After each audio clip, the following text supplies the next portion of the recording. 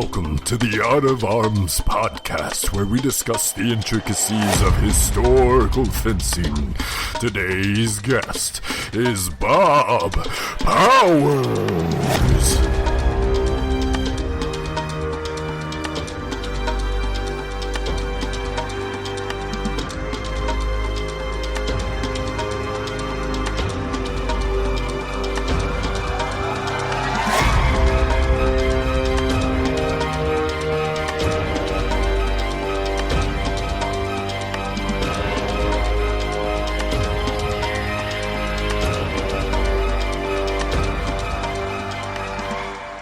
Today's guest is Bob Powers. Bob has been a big inspiration for me in the last, I don't know, my gosh, it's almost been a year, I think, since James introduced us. And he's been sort of a guidepost for me to help in my fascination with philosophy and its incorporation with fencing, and really kind of helped inspire me to explore different avenues and look at philosophy and fencing in some pretty unique ways. So, Bob, welcome to the podcast. It's great to have you. Oh, thank you. Thank you for inviting me, and thank you for the kind words. Absolutely. So, Bob, why don't you give us a little bit about your martial arts background and how you got started in HEMA? My martial arts background is virtually none. I did a little bit of Taekwondo, like forever ago. You know, like the kiddie for like a year type of thing with Taekwondo, but like that doesn't count, right? No. Well, I guess. I get it could. Well, I mean, it depends on how seriously you take it and like when you did it and how much of an impact it had on you. But it had virtually none for me. So, right on. I was just a skinny dork. I'm still a skinny dork, and gosh, this was probably like 15 years ago. A friend of mine bought me a wooden sword replica just kind of on a lark for my birthday, and we were messing around with it in the backyard, and I was like, hey, could we like do this for real, like not just messing around, like is this something that I could get good at? And because basically I read Lord of the Rings when I was too young to be reading Lord of the Rings, and it changed my life and made me the person I am today. And it's not a joke. And so I was like, oh, I mean, I want to learn how to fight with a sword, because fighting with a sword is cool. And so that was probably about 15 years ago. And then didn't really join up with a club until, when was that? Maybe 10 years ago I joined up with a club for the first time, then took a couple of years off, and then met James Riley, currently of Goliath Historical Fencing, who I think has been on the podcast before. And yes. He was a absolute game changer for me as far as my HEMA development, as well as just my martial arts development in general, just the way that I treat the art and the way that I treat martial arts as a part of my life. In particular, in the HEMA context, because his explanation of strong and weak, I can actually remember the exact moment of standing in the dojang where we train and in the hallway and talking about Mucherin, because I'd never successfully done a Mucherin against anyone in my career up to that point. And then all of a sudden I was landing them, and I was like struggling to explain why I was able to land them. And he just looks at me and he goes, 'cause they're weak. And that those words triggered an insight in me that strong and weak is, and we'll probably get into this, but strong and weak is comprehensible in terms of modus, which is Aristotle's change from 3227A. And just it was like this moment where I just had this, like the whole Liechtenauer map just opened up in my brain, and I was like, oh, like I understand, you know, I mean, probably it was only like half, right, of like what Liechtenauer is saying when he's talking about these things. And now it's just a matter of kind of mapping out the territory. Like I had the map, because of this insight that it's understandable in terms of Aristotle. And at that point, I'd been messing around in 3227A, like reading it, but that's a really difficult text. And I had some philosophy chops at that point, enough that I was able to really say like, oh no, these things are very closely related. And then it it just became a matter of mapping out the territory and really buckling down and proving how it was that the author of 3227A understood his teacher in terms of Aristotle. Nice. Yeah. We are definitely, which is great because then, like, for me, it's like, okay, these two things that I absolutely love are coming together in an extremely intricate and interesting way. Like, yeah. I mean, you are a professional philosopher, or at least that's your I teach philosophy vocation. for money. Yeah. Yeah. I am not. I'm very philosophically minded, I guess you could say. Sure. I enjoy. Have you ever heard what the difference is between a philosopher and a large pizza? No. One of them can feed a family of 4. So when you say professional philosopher, we have to take that with an enormous grain of salt. Yeah, I teach philosophy for money. That's true. But I'm sorry. Yeah. So you're saying, like, you have also become interested in philosophy. I am. Yeah. I always have been. I used to keep a philosophy journal when I was younger. And I didn't look at philosophy for a long time until really, I want to say, until I started kind of going down this road in HEMA. I didn't really have much need to or desire to, or my mind was kind of in other places. But it's interesting because now that I'm looking for it and these sort of connections, I can't separate them. Like, I haven't found an author yet where I haven't been making these connections and really kind of like diving down these roads. Before we get into that, why don't you tell us a little bit about your background in terms of philosophy and what it is that you're studying and what you're doing? Sure. So I'm an expert in, specifically, it's medieval metaphysics. It's the influence of the Arabic language tradition on the Latin language tradition with regard to metaphysics, particularly the big players in the Greek and the Arabic and the Latin tradition that I'm following are Alexander of Aphrodisias, Avicenna, and Aquinas. So one thing, and this is already relevant to HEMA, as far as understanding the medieval world, one thing that that is a helpful tool that would be a good arrow in our quiver, so to speak, is looking not just at the sources themselves, but and the way that they understood the world, but then the sources for the sources. So when we think about the medieval world, we can think about them and the way they think about ethics, the way they think about physics, the way they think about philosophy, and all these different dimensions. But then we have to think not just what were our sources reading, but what were their sources reading. So what are the things that they're responding to in their own world? So in the medieval period, particularly early on in the medieval period, which is where my area of focus is, the thing that they're responding to is Arabic science, Arabic language science, that's coming in from Spain into France. And the question for them was, how is that going to shape their world? So the way I kind of would explain it is, if you wanted to find the smartest person in the world in the 12th and 13th century, you'd probably start looking in the Arabic-speaking world. Those would be where the best scientists, the best doctors, that's where they would be. That's where they would be hanging out. And so when the Latin-speaking world came in contact with the Arabic-speaking world, the struggle then became, how do we integrate their wisdom into from the perspective of the Latin-speaking, into our culture. And the big leader in that was Albert the Great, and then his student Aquinas. And so the question for me is, what were the insights that Aquinas gleaned from Avicenna, and is there any way that those insights can be helpful to contemporary Aristotelians today? So our understanding of the Aristotelian tradition today. And then the relevance from the HEMA perspective was pretty immediate, that understanding what medieval sources were reading, what the culture that they were imbuing. It's like, okay, well, a couple hundred years before our sources was the period that I study. So those were the sources that they were responding to in their lifetime.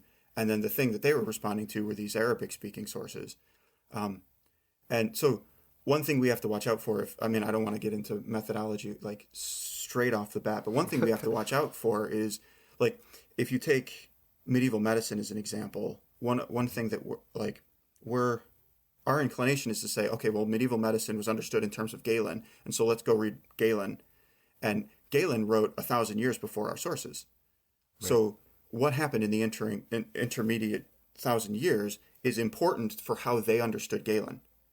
Yeah. So they didn't just go back and read Galen. They read all these people who are commenting on Galen, and so there's an accrued knowledge over the course of 100 years that they're bringing to bear. And the same thing, I've already brought up Aristotle's physics a bunch of times in the way that I understand fencing in terms of Aristotle's physics.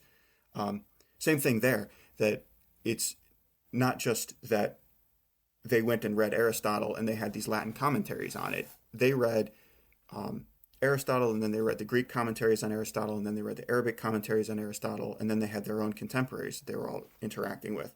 And so there's a much larger social milieu that they're in, and not just like a resurgence of Greek science. Yeah, I ran into that a lot when I was looking at Acchiolini, because that's kind of I think it was Boethius, and then there was one other who he was dissenting on, but there was sort of a chain of different philosophers that I had to kind of look at, like, what their perspective was to really kind of get a handle on, like, how he was integrating that Occamist tradition with his Averroism. And of course, right, looking at those too, right? Like, I had to look at Averroes, I had to look at CJ of Brabant, and I had to look at Occam. And then I also had to go back and look at some of the, sort of the later Greek philosophers and some of the early Christian philosophers to really get a handle on what the heck was going on.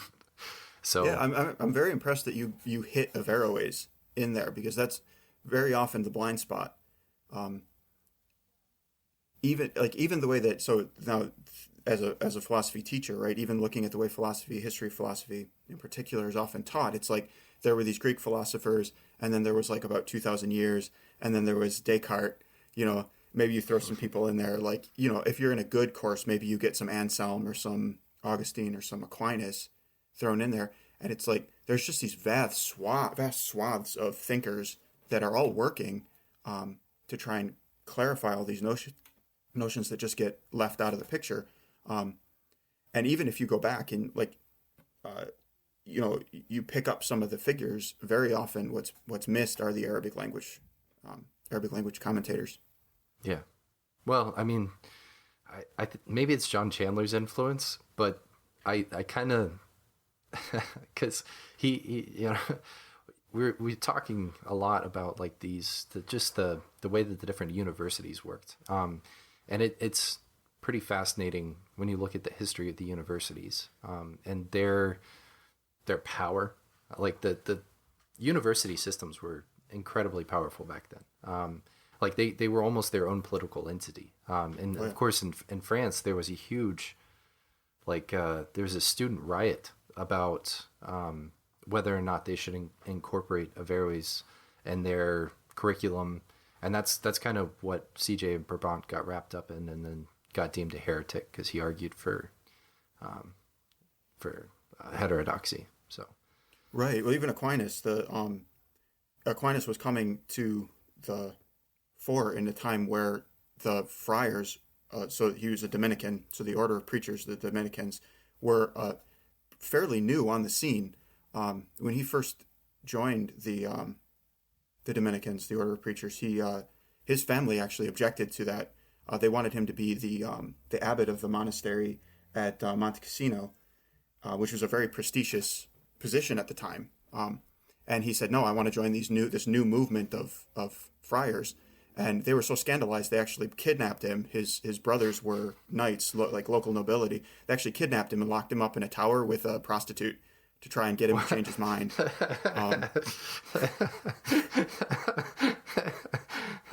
awesome. when he entered into the university scene, they had the orders had gotten a couple of chairs at the university, but for the most part, the university really was slow to adopt the Franciscans and the Dominicans into like to allow them into the university system. And to their credit, the Dominicans and the Franciscans did kind of take over. So they had yeah. good reason to be protectionist from, if you think about it from that angle. But it was really the getting the kind of seal of approval from Albert the Great, who himself was a Dominican, that got Aquinas going. So again, the university system is a kind of a strangely conservative, intractable system, and that's still true today. It's hard to break in as somebody if your ideas are too radical. They want you to kind of. They're big proponents of the kind of gradual change. You're supposed to learn under a master and kind of make like one step. If you try and make like 20 steps, they're like, no, that idea, we can't do that. That idea is too radical. It's like, take what you learned from your teacher and make like one step, and that's good. So they're slow to change. They're slow to pick up new ideas. Yeah, and that's still true today. Except the French school, they are very progressive. School. Yeah. Okay. Well, so there's a pretty wild. Well, progressive can have two meanings, right? Yeah. I a little more. So let's see. I guess liberal might be a better term in terms of like the way that they kind of approach adopting new ideas. But there's an interesting story where, Baldassare Cosa, who became Giovanni the 23rd, anti-Pope Giovanni the 23rd, when he was coming to power, before he became the anti-Pope, there was obviously the Papal Schism, and there was, I think it was Gregory the 7th, if I'm not mistaken, or it was Innocent the 7th. I don't remember the numbers. Yeah, I can't either. I'm not off the top of my head. But I've been working on this story for a while, and it's turned into an epic because it's wild how many places it touches. But there was a pope, one of the Roman popes was supposed to abdicate. They were supposed to be in a co-abdicate with the current pope who was in Avignon. They both decided that they didn't want to do it. So Baldassare Cosa set up this Council of Pisa, which was supposed to basically act as an intermediary to set up a meeting between these two popes, so that way they could co-abdicate, and then they could all get together and elect a new pope. But there's a lot of politics at play that were kind of going on in this. So one of the things that Baldassare Cosa did is he had 3 legal experts from the University of Bologna come together and write a dissent of these two popes and their actions and their refusal to get together and co-abdicate, because they kept making excuses like they didn't feel like it was safe enough.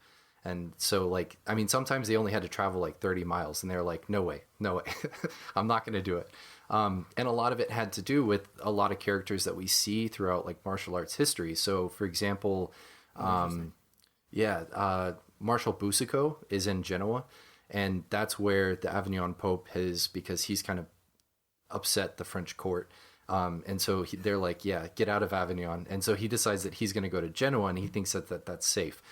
So he's in Genoa, and all they have to do is kind of meet between Pisa and Genoa in order to get this meeting done. But Marshal Boucicaut is like a really intimidating figure. He's the one that fights the duel with Fiore's protege, Galeazzo de Mantua, right? Oh.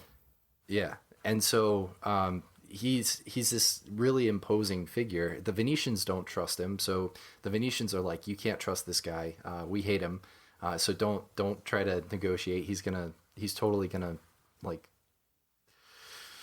stab you in the back. And then so all these meetings end up falling through.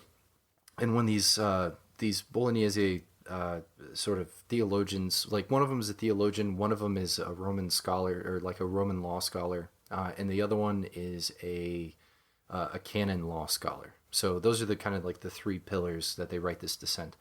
And then they distribute this dissent.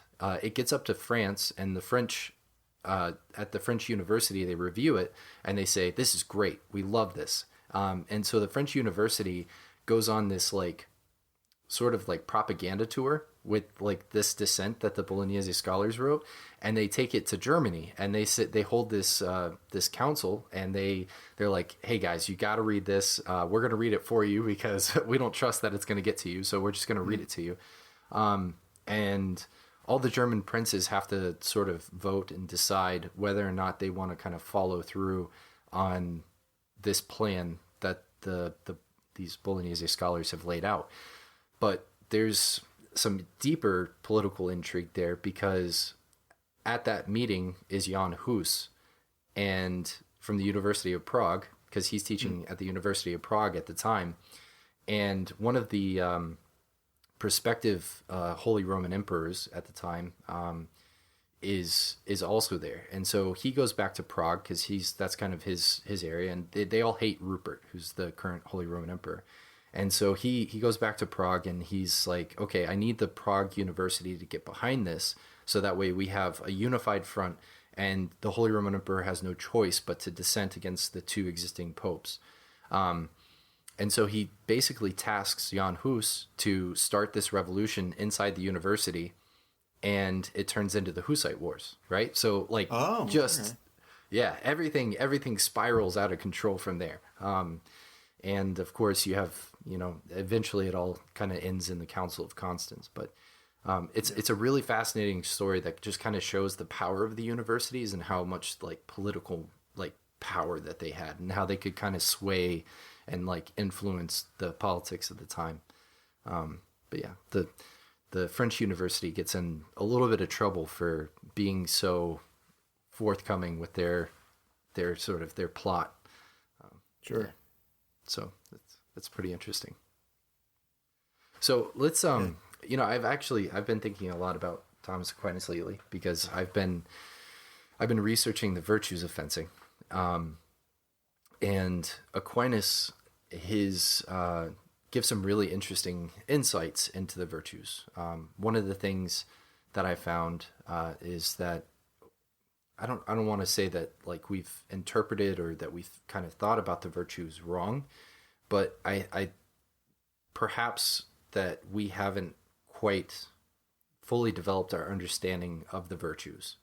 And Aquinas is a really good source for understanding the virtues, because can you fill that out? What do you see when you for example, look at how we understand the virtues? I think so. There's certain words that have been interpreted that have like a lot of varied meaning, right? So for example, like audito, people have a tendency to translate that as courage. Okay. And yeah, well, there's like there's an Italian variant that I think Chittister translated in his, and when I looked at it, like he made a reference to Florio. He was like, well, if you look at the Florio definition, like the first word in the Florio definition is courage, but like below that you see boldness. And looking at the overall like construction of what audacity is it is boldness. It's that characteristic boldness. And it's interesting because Aquinas sort of dissents against this idea of boldness, in what like Aristotle calls the thymos, or what Aristotle calls what Aquinas calls the irascible passion. And that to me is like, I found this correlation between those and what I think audacity really should be viewed as. And so it's not quite like the courage, like, we look at the lion and we kind of associate courage with lions. And so we want to think of the courage, not the cowardly lion, but the courageous lion. But the courage is actually the fortitude, which is laid at the feet. Because fortitudo historically is courage. So that's kind of where I'm at right now with the sort of the commingling of those two terms in particular. Generally have the definitions that I find a little bit of contention with. Prudence is a little bit easier, right? Prudence, even though in modern context it has a negative connotation for a lot of people. Yeah. And then celerity is its own special thing. We can talk about that, but yeah. So that difference between sort of audacity and fortitude, and especially like the irascible passion that Aquinas talks about, because he seems to really not see it the same way that Aristotle does, right? Yeah. There's an extreme, there's an absolute extreme, and that's Machiavelli, who also writes about the thymos. He calls it the animo. Oh yeah.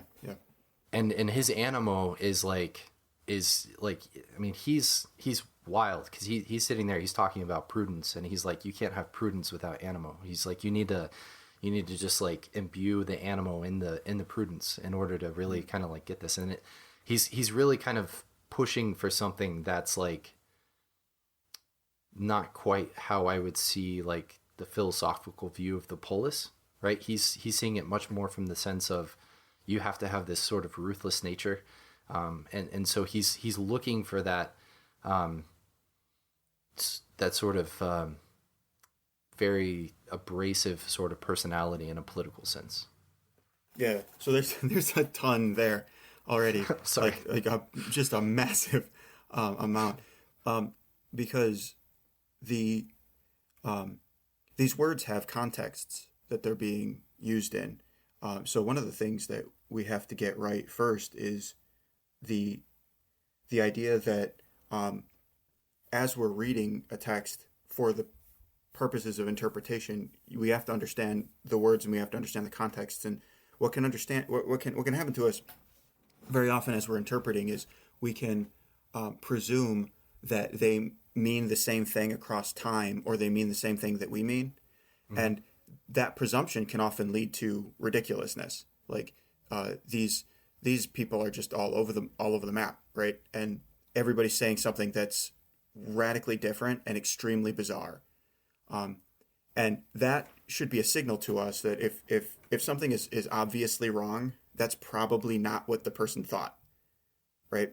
Not saying that anything that you said was radically wrong, but as you're going through it and you're going like, man, these people just like, they've got all these different definitions of courage and they're all over the place and they all seem contradictory. Are they all talking about the same thing that I'm talking about when I say courage?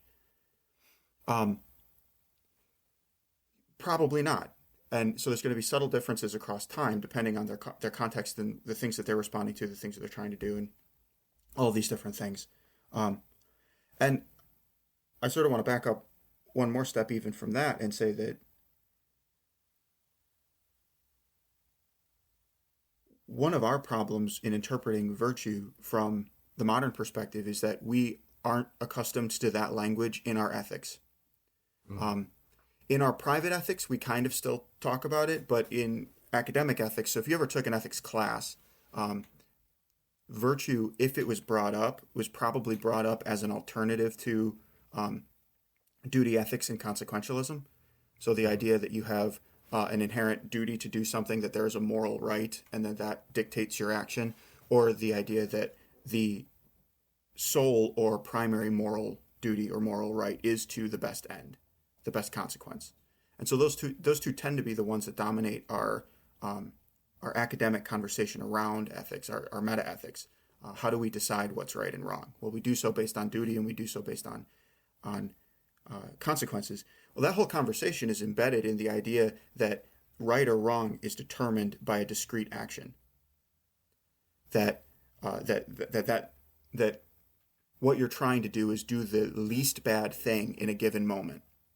Mm-hmm. And to determine the least bad thing in a given moment, you either look toward your duties, what you're responsible for, or you select out from among your duties the best result, right, as your primary duty, and you focus, and that's basically consequentialism. So already we're in a different milieu, because virtue ethics as it's taught now is placed into that milieu quite often.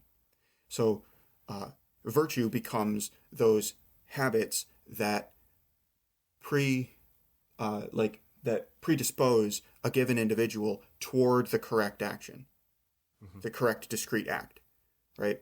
So the right thing to do in a given situation that would involve courage. So if you're in a group of all ethics is learned on the schoolyard, right? So like if you're in a group of kids and there's a kid getting picked on, do you say nothing or do you stand up for that kid? Mm-hmm. And it's like, okay, well, is your duty to stand up for the kid because it's the right thing to do? Or should you do what will provide the greatest amount of peace, which is to probably in this case the same action, which is to stand up for the kid because that will create a more welcoming environment for everybody? okay, so then you're a deontologist or a consequentialist, or is what you're supposed to do stand up for the kid because you're working on courage, and courage is that virtue that predisposes you to stand up for that kid, right? In all three cases, the thing that's judging that all of these ethical theories is judged by is the discrete act, like the one time that you either did or did not stand up for the kid. That's already radically different than the way that would have been understood, say in the Middle Ages or in the Greek polis.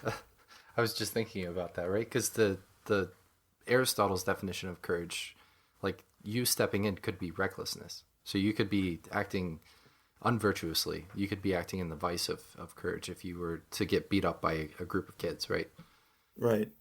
Well, even that could be consequentialist. You say like, well, okay, it wouldn't do any good.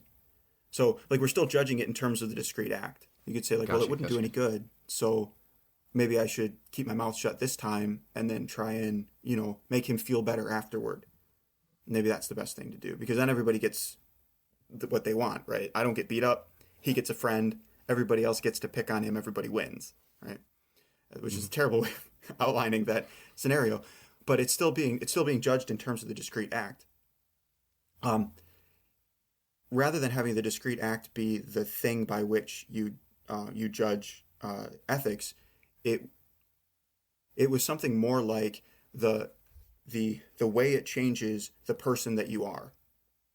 Is this going to change you for the better, or is this going to change you for the worst? And you could try even that. It sounds consequentialist the way you say that, the way I said that. But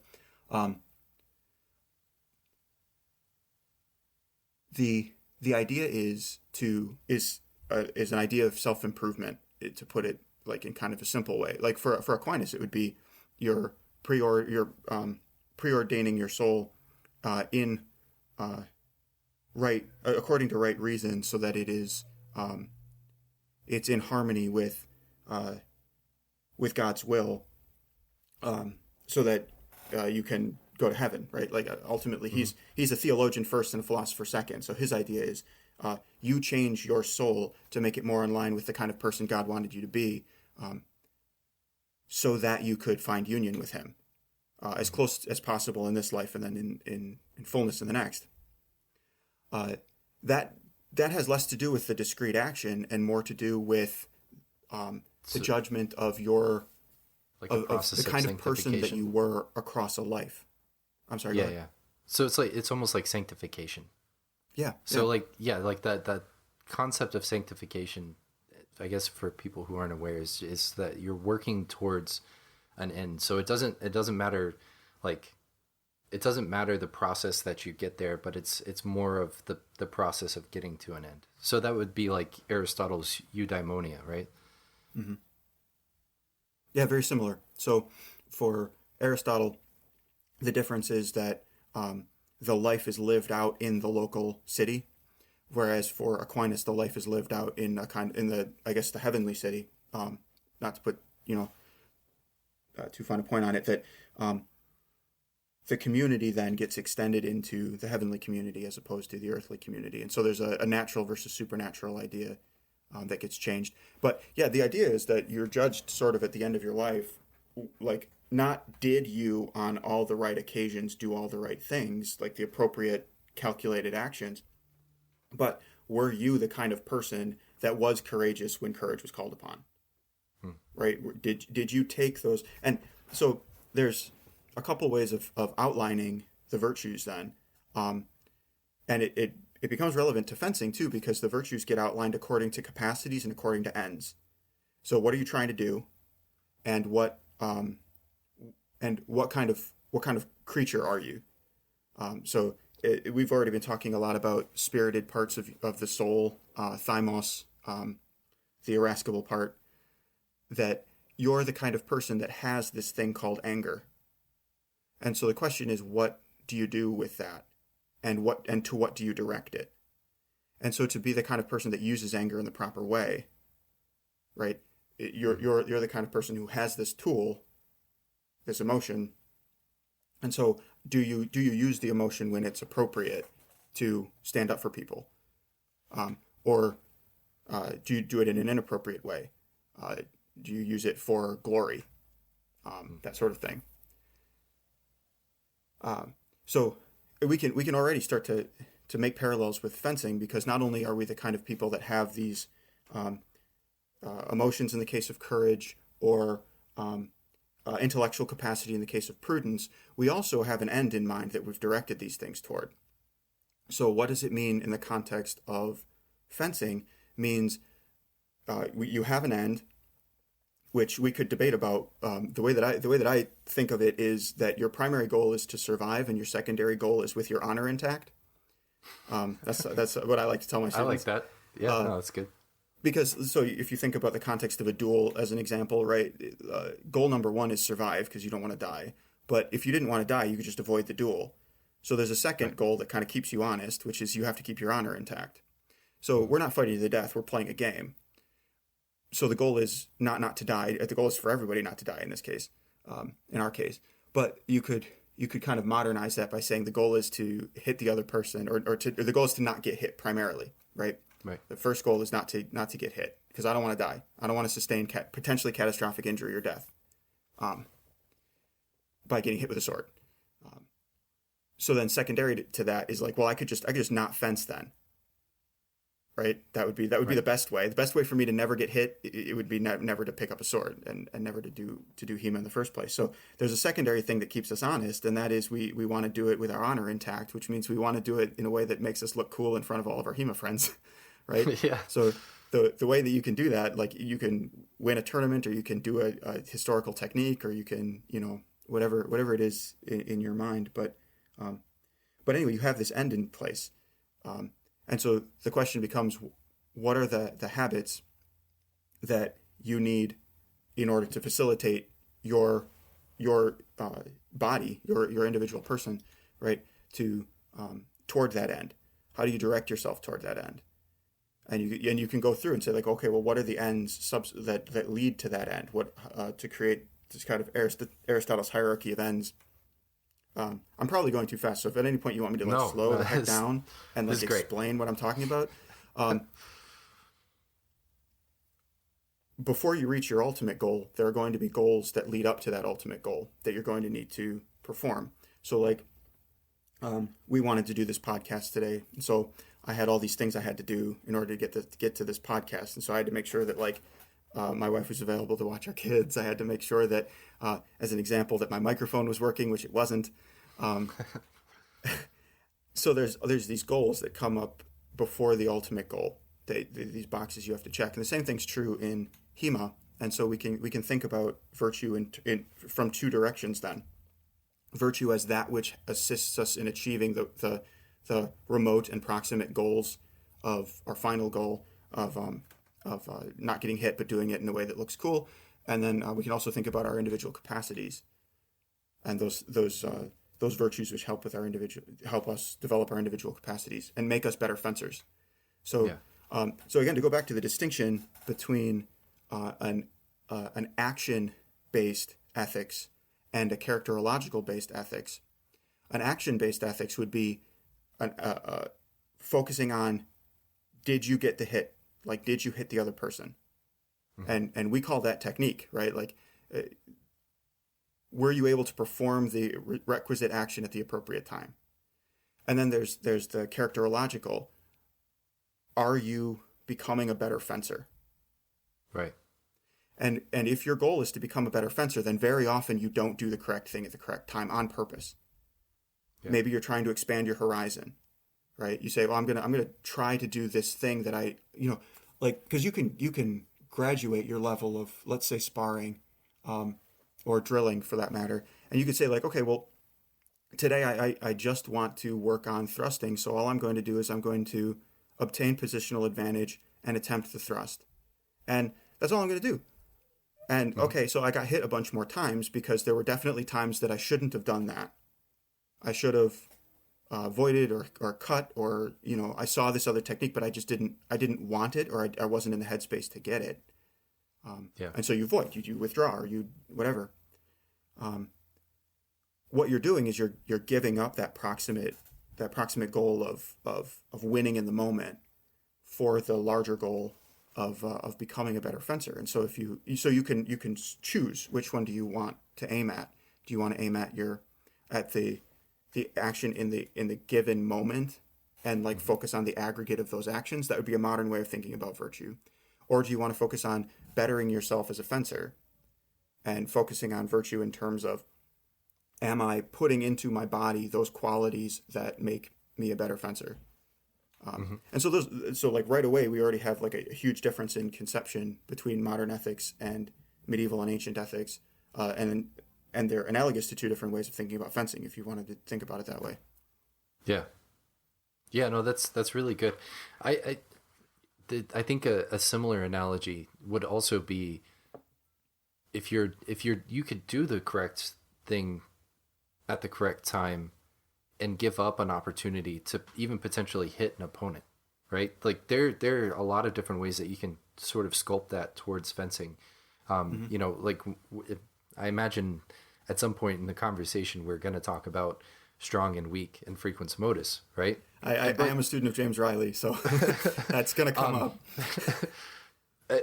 You have a lot of times I've found as you're fencing, you have an opportunity to seek strength and get to a place where it is okay for you to strike your opponent and just strike your opponent. But the problem is that when you just go for that quick strike, more often than not, let's say like 60% of the time, you're going to double, right? And that's a problem that we see in HEMA all the time. And we talk about it all the time. Why does everybody double? How do you prevent doubles? So on and so forth.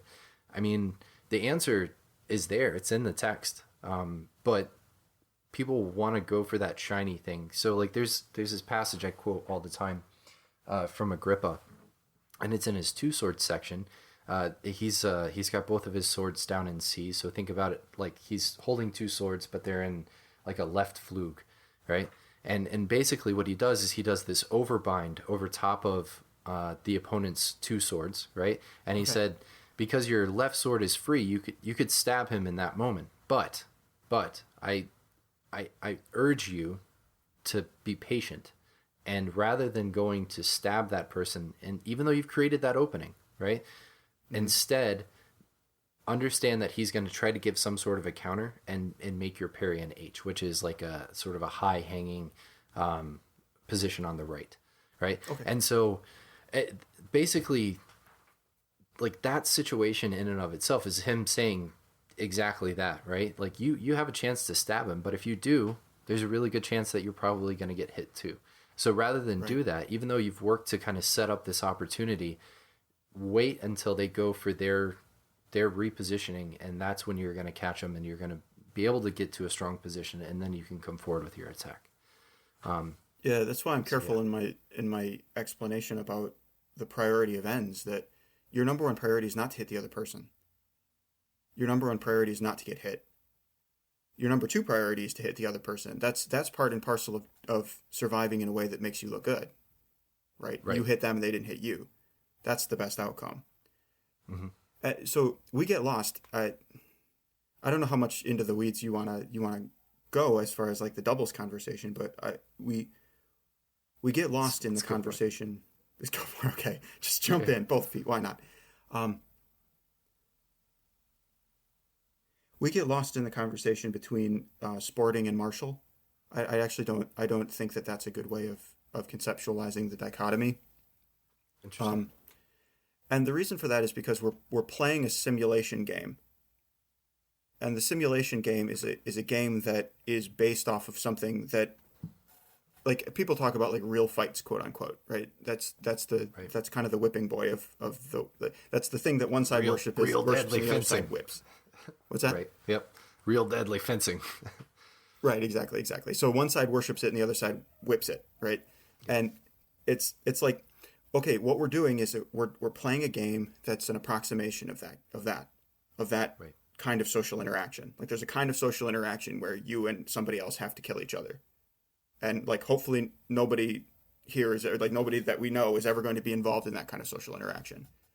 So instead we opt for a social interaction that's an approximation of that kind of thing. And so we have to recognize right off the bat that that's a game. Right. And so, but then what happens is we confuse the game for the thing that we're approximating. And we start to follow the game instead of following the thing that we're approximating. So, like, the game of fencing wouldn't exist if there weren't swords. Right. Right? And so what we're doing is an approximation of fencing. So I beat up on the people that were talking about real fencing by saying it's just a game, right? But then the people that talk about it being just a game, it's a game that wouldn't exist if there weren't real fencing. Again, quote unquote. So we have to kind of, it's a corrective to oscillate back and forth between these two mindsets, so that we remember that what getting hit represents is potential catastrophic injury or death. Right. Which again, I'm careful about, because I'm not interested in a conversation about how deadly each individual strike may or may not have been, because I agree with the people that say that we can't really know. Like, not really, not unless we start hitting people with sharp swords. We can guess, and our guesses can be more or less educated, but we can't really know. So, okay. However, every time that you're hit with a sharp sword is a potential for catastrophic injury or death that I am not willing to run, right? I'm not willing to run the risk of that. So we should bear in mind when we're creating our games that called HEMA, called fencing, like our scoring systems and our tournament rules, we should keep in mind that what we're doing is we're approximating something wherein you are receiving potentially catastrophic injury or death. I analogize it to jiu-jitsu, and the concept in jiu-jitsu is just respect the tap. Like, recognize that this person could be breaking your arm and could be breaking your leg, but isn't, because they're not a jerk and you're not fighting. And respect that. Right. And so in this case, it's respect the fact that when you get hit, what's being done is a representation of potentially catastrophic injury or death. You could lose a limb, you could lose your life. Respect that fact. And then build your rule sets accordingly and have fun. You know what I mean? Like, because it's just a game. So I have tried that, and I feel like we've met with some success. So we are experimenting with a new rule set that I developed, and I feel like I've already derailed the conversation enough just by going off as much as I did. No. But no, I think that's it. It's great. So I can bring it back to. I mean, we don't have to just talk about philosophy, you know, True, or philosophy on fencing. But I do think that this is relative, because there was something that you said that kind of triggered something for me. And I mean, I did want to respond to the notion that we don't quite know. And the answer to that is yes. Yeah. Like, we don't. There are some historical examples that we can see from duels where, people took some ridiculous wounds and multiple wounds. You know, the one that Stephen wrote about recently was, I think a guy got stabbed in the face 7 times, and then he bit the other guy's face off, right? So it was this duel between Nicolo Doria and this guy named Guasco, and it was just the craziest duel that you can possibly imagine. So like there are a lot of, I don't think that we really understand the capacity of the human body, but what that goes to show me is not necessarily that we should just have that you should eat a double to give a double to somebody or something like that. To your example of like getting stabbed 7 times in the face, right? Like, it's amazing what the human body can do, and perhaps it is the case that you could eat a double and come out the victor in a duel context. But you can see it from both sides though, because it's like, but the idea that you're just going to eat something into the face, it's be cool with it. You know what I mean? Like, not survive. Like, I'm not talking about survive, but like to think to yourself, I am a good fencer because I ate one to the face. And it wouldn't have been till the 8th one that I got. Like, and I don't mean to make it ridiculous, because both points are valid. It's like, we don't know what the human body is capable of, so we're playing a game that is approximating it. Right. So it's possible that I would have survived that. It definitely is. It's also possible that I would have suffered catastrophic injury or death, and that possibility remains. And that's why I analogize it to BJJ, to go back to that like, if somebody's got you in an armbar, they might be breaking your elbow. I think arm bars break elbows, right? I don't know. Shows what I know. It might be possible that somebody's going to break your elbow. It might be possible that you could have wiggled out if you just lasted another couple seconds. You don't really know, but that's the game. Right. So don't let that happen. And well, that's how I feel about getting struck.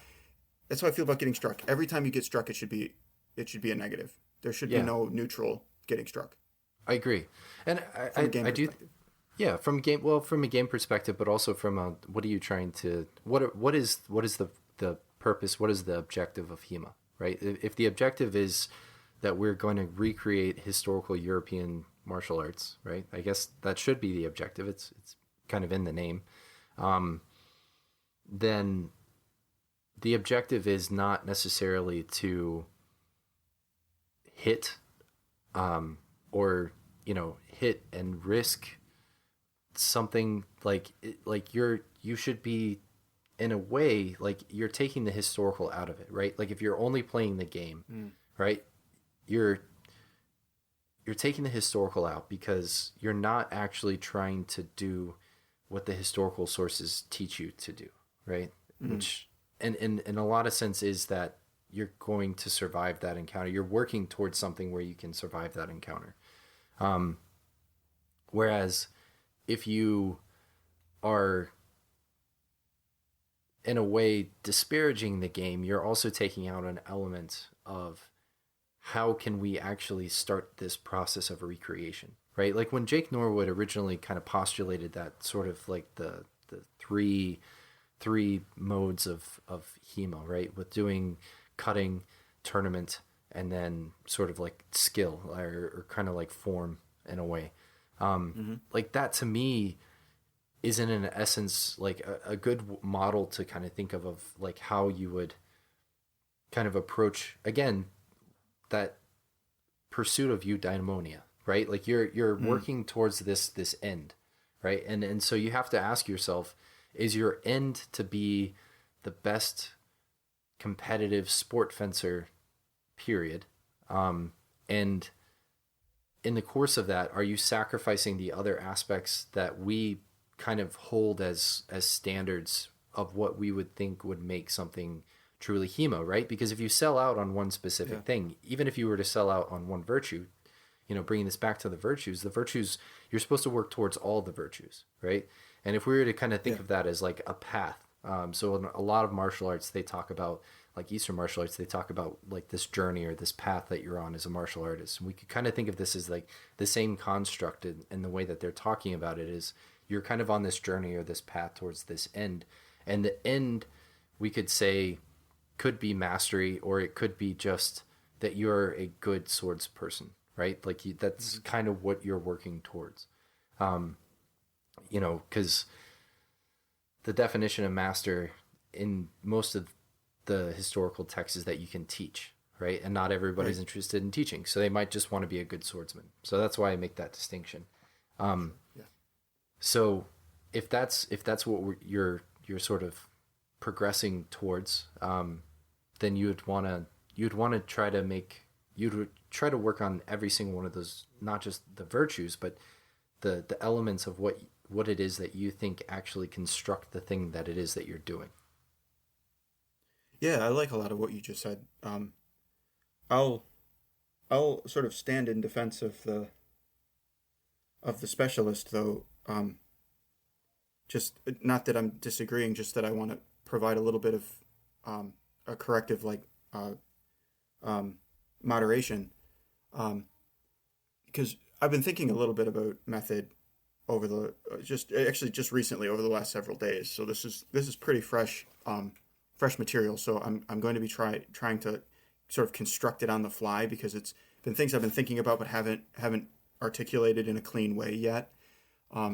But thinking about method as kind of an exitus reditus, so an exit and return.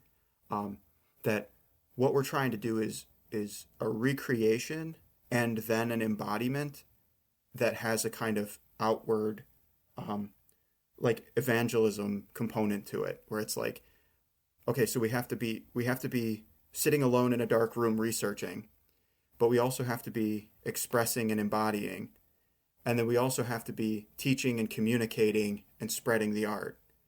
And constantly in that, we got to be testing our theories and making sure that we're getting better, our theories are getting better, our research is more cutting edge. So we have a lot of tasks that we can enumerate.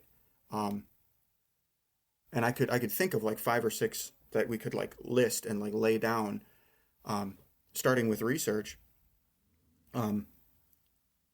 And what we can run the risk of doing, so getting to the point here, what we can run the risk of doing is taking each of those tasks and making it the primary expression of the project. Like, this is the most important piece. And it's fine to specialize. It's fine to only want to do one, to be like, hey, look, I'm only in it for the research. I just think old stuff is cool. Or I'm only in it for the tournaments because I like hanging out with my friends and hitting people. And that's totally okay. And I think that makes you part of the tradition. But to your point, though, it only makes you part of the tradition. The entirety of the art is not expressed in one of our tasks. And one way to advance yourself in the tradition is, and by advance I just mean like you're saying, toward the perfection of being a better swords person, is to start incorporating into yourself more of the aspects of the project. So if you're a tournament champion and you're like, okay, well, what's next for me? It's like, okay, well, start learning a little bit of research then. Like, learn how to do excellent research. If you're a researcher, make sure you're fencing with your friends. Make sure you're out there, putting yourself out there and doing it. But to your point, though, there is definitely the temptation, and it's from each part of the project to think that their part of the project is the most important part of the project. Yeah. And let me run this by you and see what you think about this, because I think we're in a place in our history, by which I mean the history of HEMA, as opposed to the history of like the Middle Ages, the history of like modern contemporary historical European martial arts, the Reconstruction Project.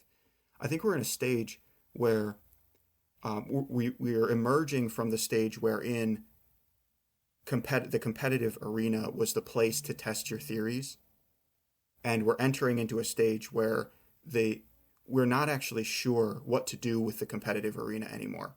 Should we double down on it, or do we need to focus somewhere else, or do we need to reform it? Yeah.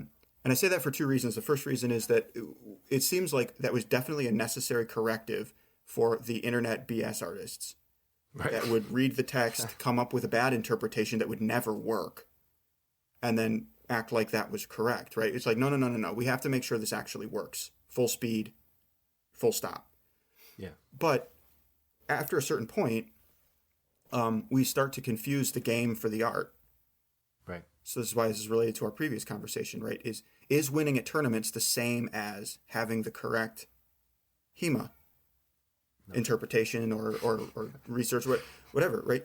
And so like the question then is, what do we do? And this is where I see this is why I think that HEMA as a community is having the conversation that it's having, is that you have some people who are like, well, no, the tournament scene is the testing ground, right? Because it needed to be the testing ground because of all the BS. So what we want to do is we want to hold on to it as the testing ground, even though it's starting to not work for us as well as we would like it to. And then we have people that are like, well, we should just kind of accept that it's broken and go do research. And then there's another option, which is to try and reform the tournament scene and see if we can make a better game, a better approximation of what we think the art is. And that's, so I wanted to kind of ask you, because you're in the scene and you have a podcast, you talk to a lot of people in the scene. Do you kind of see that as the conversation that we're having? Like, is that what happened? And is that kind of where we are in your view, or do you think that there's something else going on? I think that's what happened. And I think, unfortunately, what's going on is that there are sort of 2 mindsets, that we should fix this thing, and I don't want to be the person to do it, or we should fix this thing. That's hard. We should fix this thing, and therefore it's broken and I want nothing to do with it. right? To me, like that's a lot of what the sort of a lot of the people who I've seen who have been involved in HEMA for a long time. That's kind of their mentality. There's another generation, I would say, like almost like the second generation of HEMA that looks at it a bit differently, and they're either completely sold out and they just like, no, this is what we always wanted to create. It's moving forward in this direction. We should work towards making it more attuned towards that direction. This was a little uncouth, but recently there was an incident in Poland that you may have heard about, where somebody got thrust with a rapier. Okay, yeah, that's right. You're not on social media. Somebody got thrust with a rapier through their jacket. It went through their arm, and it went through their gambeson and into their arm. And Martin Fabian was kind of leading the way, kind of letting everybody know what was going on, and then proceeded to really kind of start trying to encourage the conversation of how do we make equipment standards better. And in my brain, because I can't, just like you can't divorce things from Lord of the Rings, I can't divorce things from Star Wars. The way that he framed the conversation, like the first thing that came into my head was a picture of Emperor Palpatine. Like we can't let an opportunity go to waste, right? We have to use this as an opportunity for reform. But because to me, and maybe this is just where I come from, I've always kind of come from this notion, at least the way that we do things in the Southeast. We've always had this rule in the Southeast. It's kind of an unspoken rule, but it's been the general way that we've approached HEMA tournaments. And it's that everybody has a different rule set. We all have the same equipment standards, but everybody has a different rule set. And the idea is that we're all trying to emphasize something completely different. Right? So in Raleigh, when we hold a tournament, we do continuous fencing. So it's boxing rules, continuous fencing for 2-minute matches, and you just have to keep fighting. So there are breaks when somebody gets to a position of control or something like that, right? And you'll break up the fighters, but it's just like boxing, right? So you basically take that as if it were a clinch. Right. So if there's something that looks conclusive, you take that as the clinch, you separate them, but then they keep fighting again. That's the way that we do it. There was a tournament that no longer exists that Sword Carolina used to host. And they had a rule set. It was called Study and Steel. And the rule set that they built is basically you have a life bar. So you've got, let's say, 10 hits in you.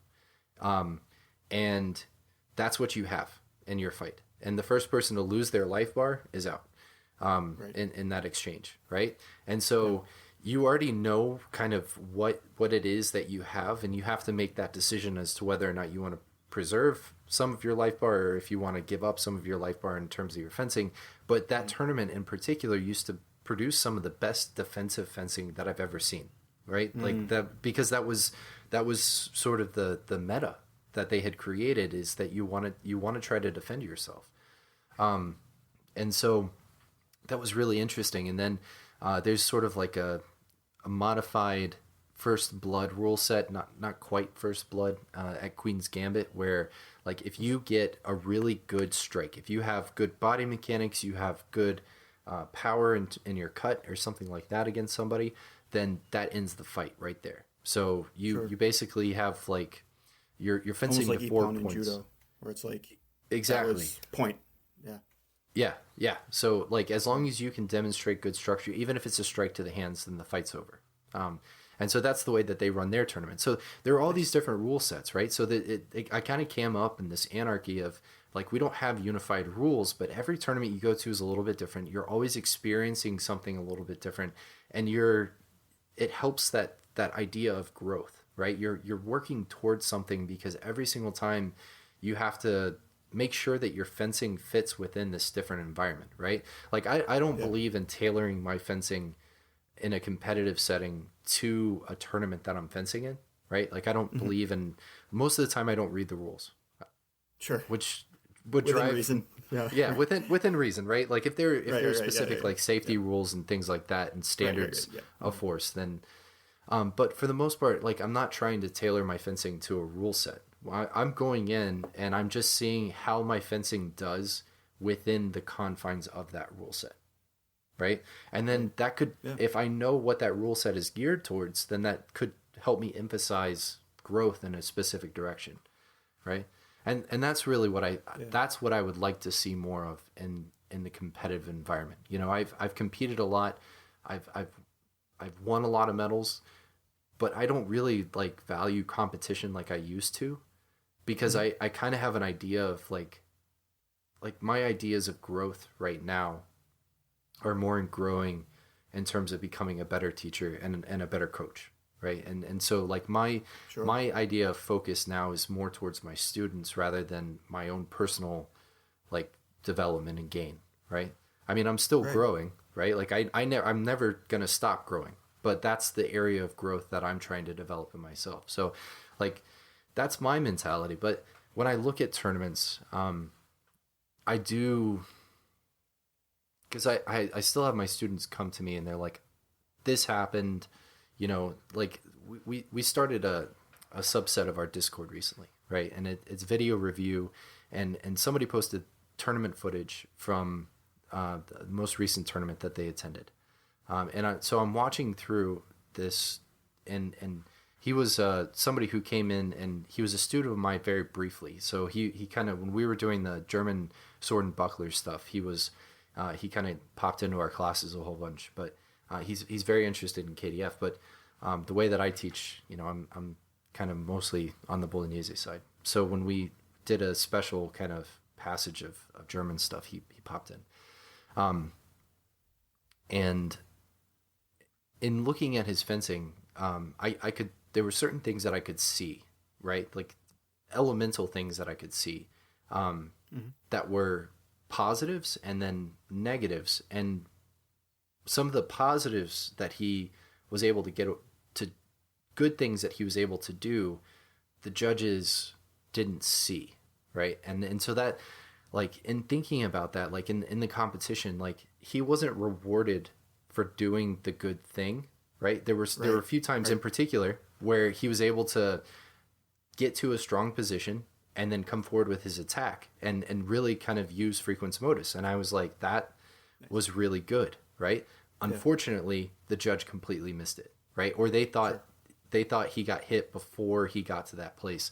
And when you slow down the footage, you can see it. And you know, there's no, you can't really judge the judges themselves for missing calls. That's not fair, because I can watch it at 0.25 speed and they're watching it, you know, and so it's really fast. But again, like I guess what I'm trying to emphasize is there were positive things that were going on there that he didn't get rewarded for, that were things that I would reinforce, things that I would encourage him to continue to do in terms of his development as a fencer. Right. But it's hard to communicate that to somebody when they're not getting rewarded in the moment for that good thing. Does that make sense? Right. Yes, and I think absolutely. I think that's where tournaments can be a bad thing, is because they can have that sort of indirect negative reinforcement. Yeah. So in an ideal world, that's the purpose of a scoring structure, is to provide you with an incentive and disincentive structure, right? Yeah. So that you can incentivize those things that you want to keep seeing and disincentivize the things that you don't want to keep seeing. So going back to the project conversation, and then even further back to the virtues conversation, right? If the project that we're engaged in HEMA, right, is to, you know, like you were thinking about it from a coaching perspective, but there's also like the tournament event coordinators who are thinking about it from, you know, everybody's got their different perspective. And then, you know, we also have to be listening to the researchers. We also have to be listening to the interpreters. The researchers and the interpreters are going to come up with, hopefully, their version of what the goals and, you know, proximate and remote goals of fencing are. And then the job of the tournament organizers, the people constructing the rule sets for the tournament, then, is to provide incentive structures and disincentive structures oriented toward those goals and those virtues of swordsmanship that you're talking about. Mm-hmm. So the project, that's where I'm talking about like the unification of the project and how we all have to be kind of coordinating and working together on this. And it's probably going to be different across different subdisciplines of HEMA. And by subdisciplines, I should maybe even say sub-traditions. That because KDF, the two that I'm most familiar with are KDF and Fiore. And the way that Fiore conceives of a fight and the way that Liechtenauer conceives of a fight are different. Yes. And so the level of analysis that you sometimes get that I think misses the point is the level of analysis in terms of interpretation, where they talk about Fiore has this set of techniques or this set of actions, and KDF has this set of techniques and this set of actions. And there are similarities and differences there, and that's great. But where I think that focusing on that level misses the point when it comes to the embodied actual fight is that Fiore has a different set of priorities and a different set of steps to attaining that ultimate end of keep myself alive with my honor intact. And I mean, we could quibble about the details, but I'll present my two versions just so you get an idea of what I'm talking about. So from my perspective of Fiore, it's control the weapon, address the weapon with a beat or something like that, or a thrust to the person's body. There's a series of things that you could do. There's about 7, and then you control the person's body, and then you bring the person to the ground. And so it's a 4-step process that starts with the control of the weapon. So it's address the weapon, strike the person, address the person, take the person down. And in that way, you neutralize the weapon first, and then you neutralize the person. And so a Fiore tournament, one way of thinking about how do I want to make a tournament out of this? How do I want to make a game? A game that would gamify those steps would have point values at each one of those steps.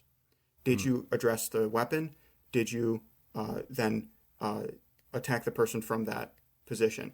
Did you address the person? Did you then take the person to the ground? And you'd have a scoring structure along those metrics, if that's what you were trying to do. That sounds so cool.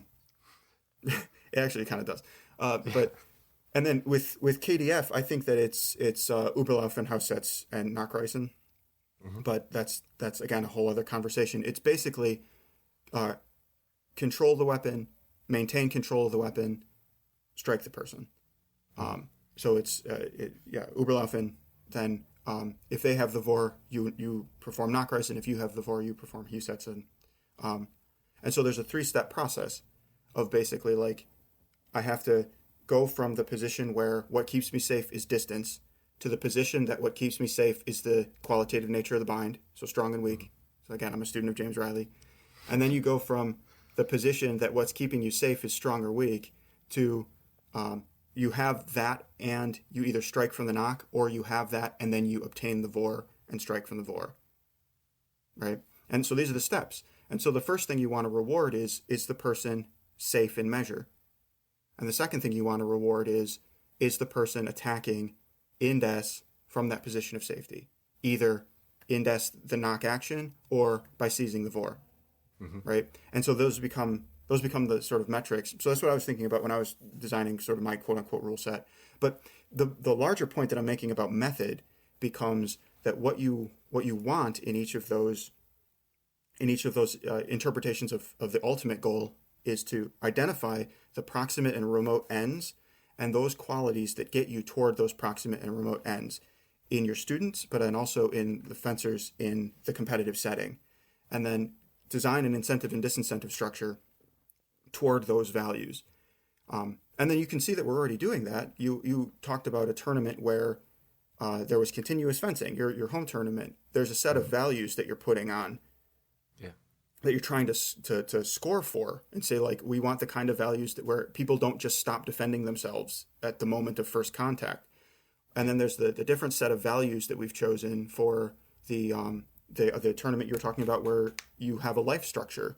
And so your value is keep yourself safe at all cost.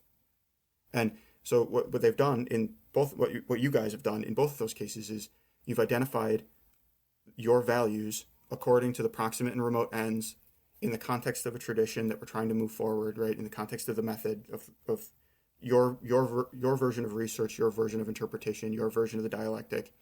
And and you're trying to promote in your students and in your competitors those virtues that make them better swordsmen, regardless, especially in the coaching environment, it's regardless of the outcome. Yeah. I don't actually care if you get hit. And I do this all the time, actually, with my students. I'll set up the game where I'm like, okay, these are the techniques that are on the table. For Fencer A, you get a point every time you're safe in measure, by which I mean essentially James's version of strong. So that's all. You don't have to hit him. You just have to be strong. Every time you're strong, I'm going to stop the fight and say point blue. But you have to obtain your position of strength and then begin your first offensive action.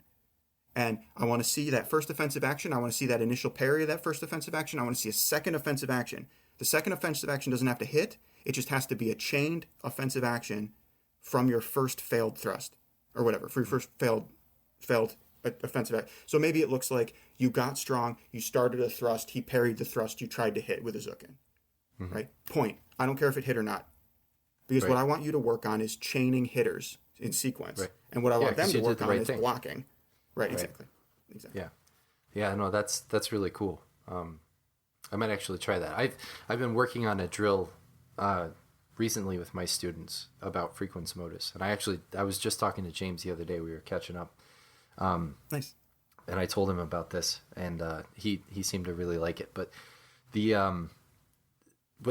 sword alone, the way that the drill is constructed is you're opening up, because this is side sword, and I'm actually using a play from Manciolino to do this, but both Manciolino and Marazzo kind of keep this idea of Frequens Motus baked into their fencing tradition. They basically say that you want to try to renew your attacks before your opponent finishes their ends in a guard position, right? And that to me is you're acting endes, right? So they're still teaching this concept of endes, and that's that Frequens Motus. So yeah. And you always see this notion of crossings in the Bolognese tradition. So you start out with a thrust, and in order to open up your thrust, you get a strong position over your opponent's sword.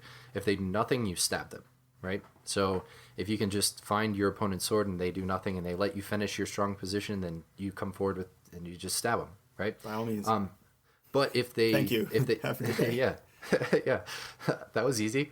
But if they start to strengthen in the course of you trying to strengthen yourself, then they can overcome your strength because they're acting second. So they're acting in your strengthening action, and they'll end up on top. So they can counter thrust you. So in order to avoid that, you have to weaken because they're strengthening, and then cut to a position of strength. So basically you would cut a reverso or a cut from the left that would gain their sword first, cut to a position of strength, and then you can come forward with a thrust. Sure. But if you just cut to their head with that reverso, you're going to double, right? So you have to you have to achieve that strong position first. If you don't have that element of Frequens Motus, then if you don't have positional advantage and you're not working indes, yeah. So in the course of that thrust, right, when you go to that strong position again, if they strengthen, in that sort of second intention action that you're giving, which is that cut from the left, if they start to strengthen again, then there's the risk that if they finish their strengthening action, they could come forward and they could counterattack, right? So you don't want them to finish that. So as they're going for that, then you cut. This time you're going to cut from the right. So you're going to let your sword go, and you're either, if it's sword alone, we cut to the hand. If it's sword and buckler, you can usually cut to the face or something like that. And that's your striking action. So like that's where you can get, you're at that point, you're so close, you can basically strike them. And then what I have my students do is once we've kind of built that, then what they do is they play a game, and the B-side person basically will either act on the first, the second, or the third. So they'll either do nothing, they'll give one parry, or they'll give two parries. And they have to read and watch the opponent's sword hand, and just kind of like work their way through that, right? And then we came up with a defensive counter game that's the exact same. So if an opponent is attacking you, you have the correct defensive actions that will actually interrupt, right? So the goal of the knock, being in the knock, is that you want to interrupt and you want to steal the board back from your opponent, right? So, for example, when we were doing this with sword and buckler, and we were doing this from a KDF perspective, we were doing it where If they come with the thrust, then you counter with a shield hau. If they come around with that cut from the left, then you perform a sphere cow from that shield, right? So you would go like you wanted to strengthen over top with the shield, and then because they're using Frequens Motus, in order to interrupt that second action, you just turn that hand across and you cut a sphere into it, right? If they react to you starting to turn towards that sphere and they cut around again, then you go for your Zornort. So you're using all three of the Meisterhau as a way of sort of interrupting their Frequens Motus. And so it kind of teaches you the defensive properties of this sort of attacking paradigm. So it teaches Frequens Motus, it teaches acting Indes, and then it teaches all the Meisterhauer. And when I do it from a Bolognese perspective, we use like Bolognese defensive guards that are sort of contratempo. So sure. There's an interesting thing that happened in the interim between the early KDF and these kind of other ways. Although I mean, yeah, I would like your input, because a lot of this with the Italian I'm slightly ignorant of. So this the kind of mesotempo language, but there's an interesting thing that happens in the KDF tradition between, let's say, Liechtenauer and Meyer, where Indes, as understood qualitatively, becomes Indes as understood what you might think of as quantitatively or positionally. So part of my thing with Frequens Motus is trying to get people to think about these things qualitatively again. And in your explanation, the interesting thing was you did both, which is cool. But so in 3227a, if you read 3227a, right, he quotes Aristotle saying a thing is more known by its opposite. That's that horrendous Latin thing that I feel bad because bless his heart, Michael Chittister tried his best, but for some reason that line still gets horribly misquoted.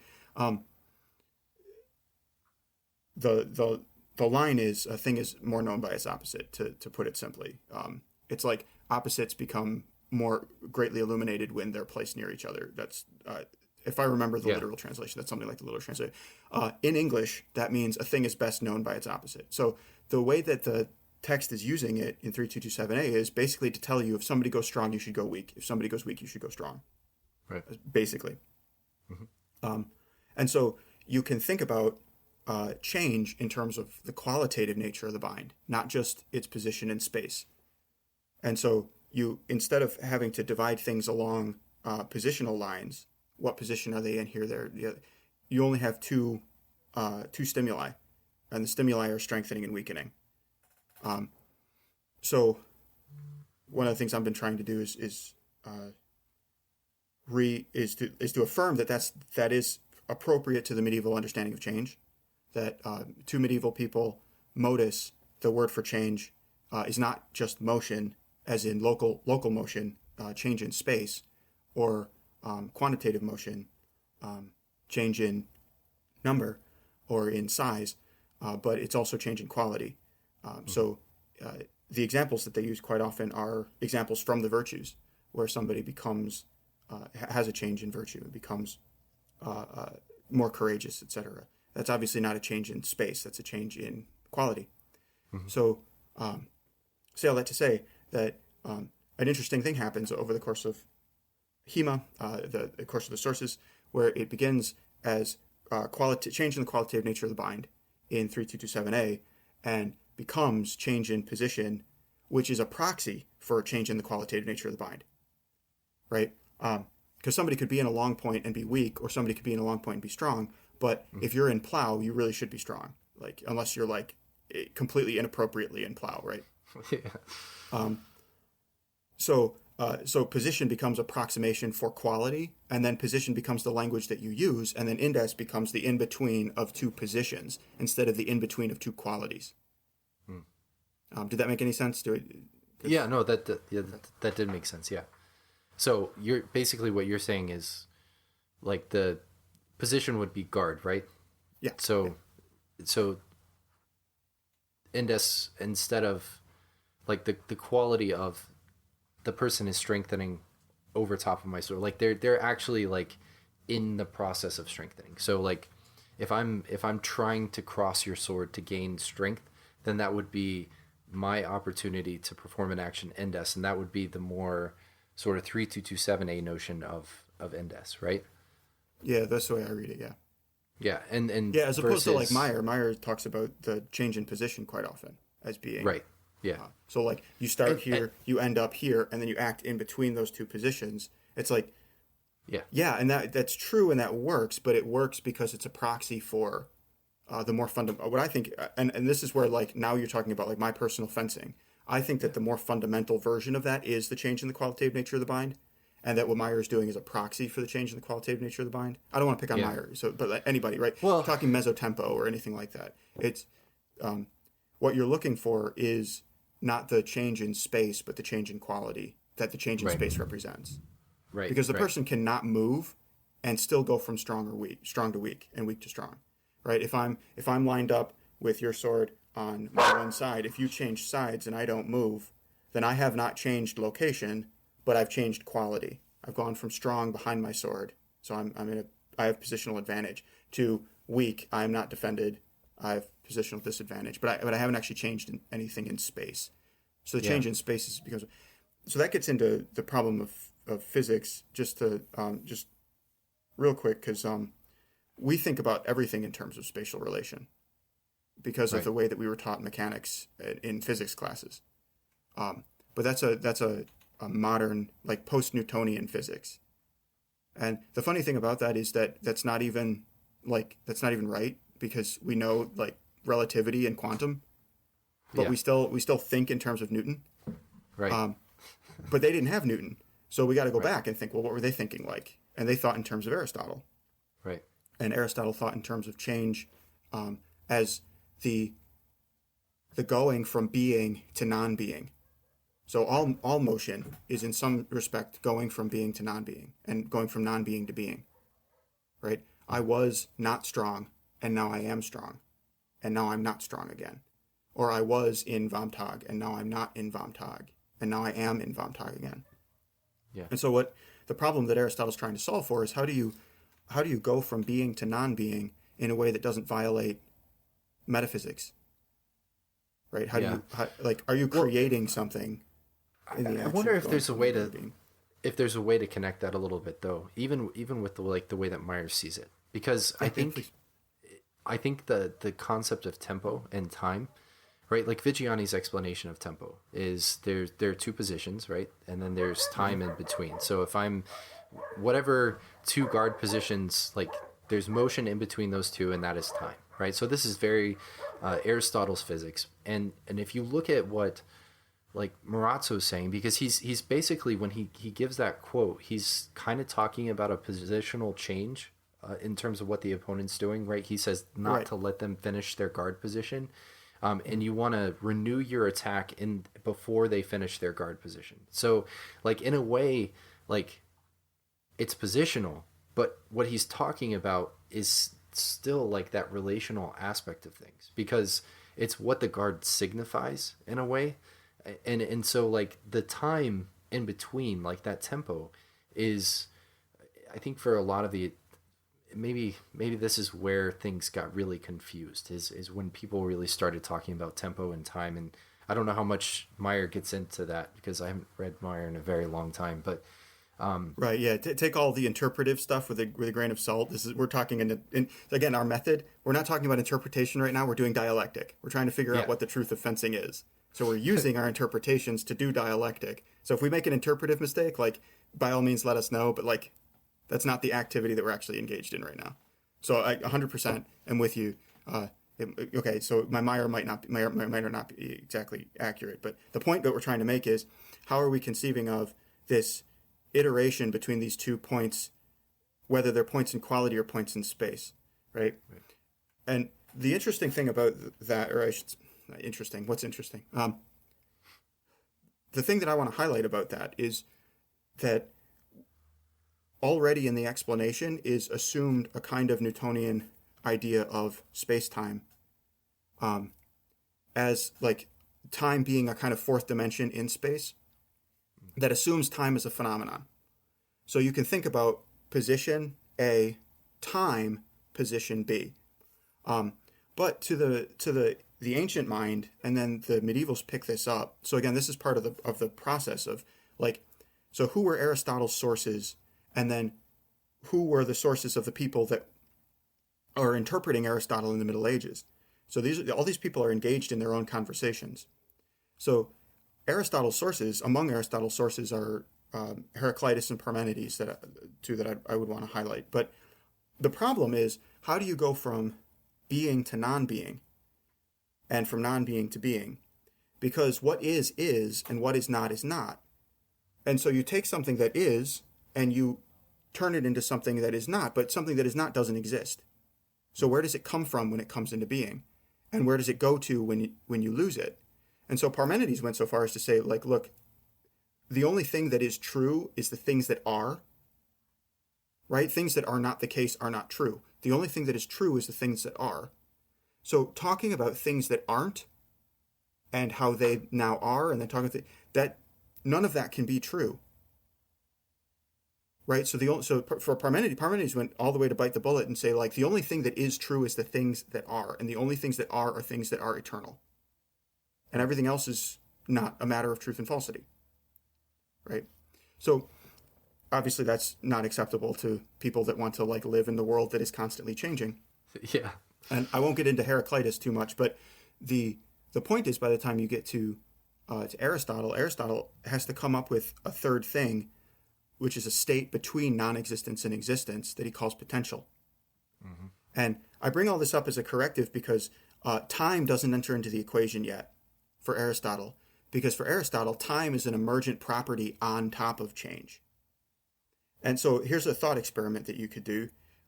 If you think to yourself about a completely unchanging landmass, right? Or like just a dot in space that exists in complete isolation from everything else, and nothing changes about it, how would you know if any time had passed? Or how much time had passed? Right? I don't know if you would. Yeah. You would start thinking like, well, okay, maybe you'd follow something like your heartbeat, or you'd follow something like there'd be like some kind of conceptual time, but now you're adding yourself into the mix. Right. In isolation, outside of the changes that are going on in your body, right? If you remove those changes, so you have to take the thought experiment one step further and say like, okay, now your body doesn't undergo any change either. The idea of time doesn't enter into the equation yet. Time doesn't emerge yet. Now, if you're looking at something and let's say you're looking at a white sphere and it doesn't change, and you have no idea how much time is passing because nothing is changing, and then all of a sudden it turns red or it turns into a square. Now you have a marker that you can do, like, BC and AD, right? You have before the square and after the square, right? Mm-hmm. And now time is a phenomenon that emerges. So time for the Greek mind is an emergent property on top of change. Mm-hmm. So talking about position 1, time, position 2, presupposes change. And so to the Greek, you have to go one step lower and say, okay, well, what is change in itself? Because explaining change in terms of time and then time in terms of change, that's a circle. Yeah, because that's one of the things that Vigiani tackled, right? Because he basically said it was the potential. So it's so each guard has its own potential, and that's where he's talking about. Because that's his MO, right? He's a philosopher. So sorry. Go ahead. Perfect. No, yeah. So then, what is time then? Time is so indes, mesotempo, all these things. They're the emergent property that happens when something about the fight has changed. Mm-hmm. Right. And then we ask ourselves, well, what is it about the fight that's changed that has created the time within which we should be working? And that's why I like the KDF, the early KDF, the 3227A version, which is what is changed effectively is strength and weakness, whether or not you're protected or you're vulnerable. And acting indes then becomes acting within the time of the change between strong and weak and strong. Mm-hmm. Yeah, well, and the more I've come to understand that notion of strong and weak and the relation of indes, the more I've seen, like, I think I originally came at this with thinking that indes was tempo. Mm-hmm. And then everybody that I talked to really kind of like made me change the way that I was thinking about it to not thinking about it as tempo.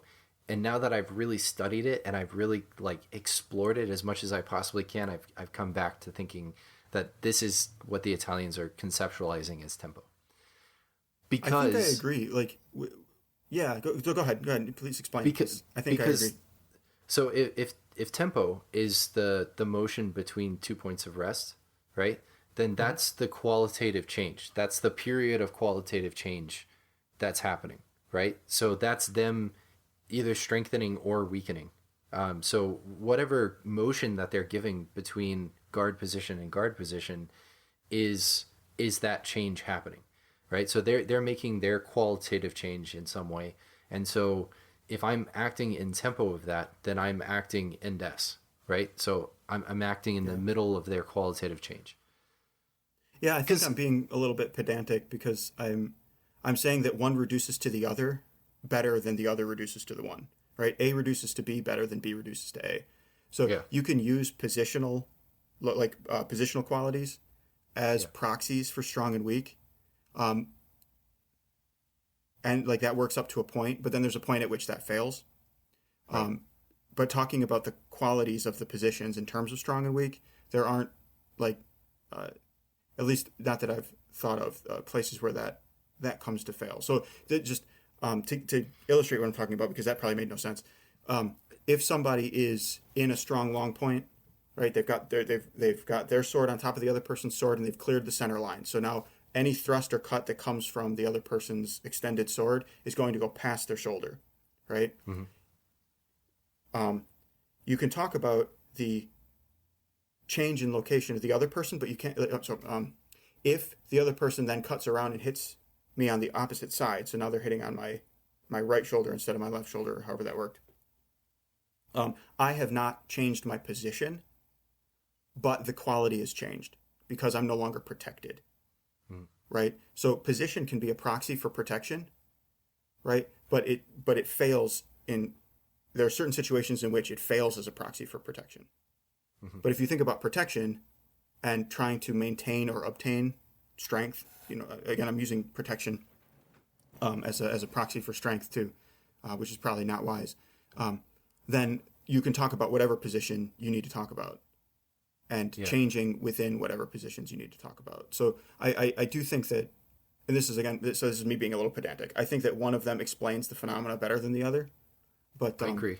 But I think that they reduce to the same. I mean, and we're looking at fencing, so they all reduce to the same set of phenomena, right? We're all groping in the dark, trying to figure out this thing that we're doing. And how say the same thing, it. Yeah. Well, yeah. I think it actually took getting that understanding and really kind of thinking about it in that way.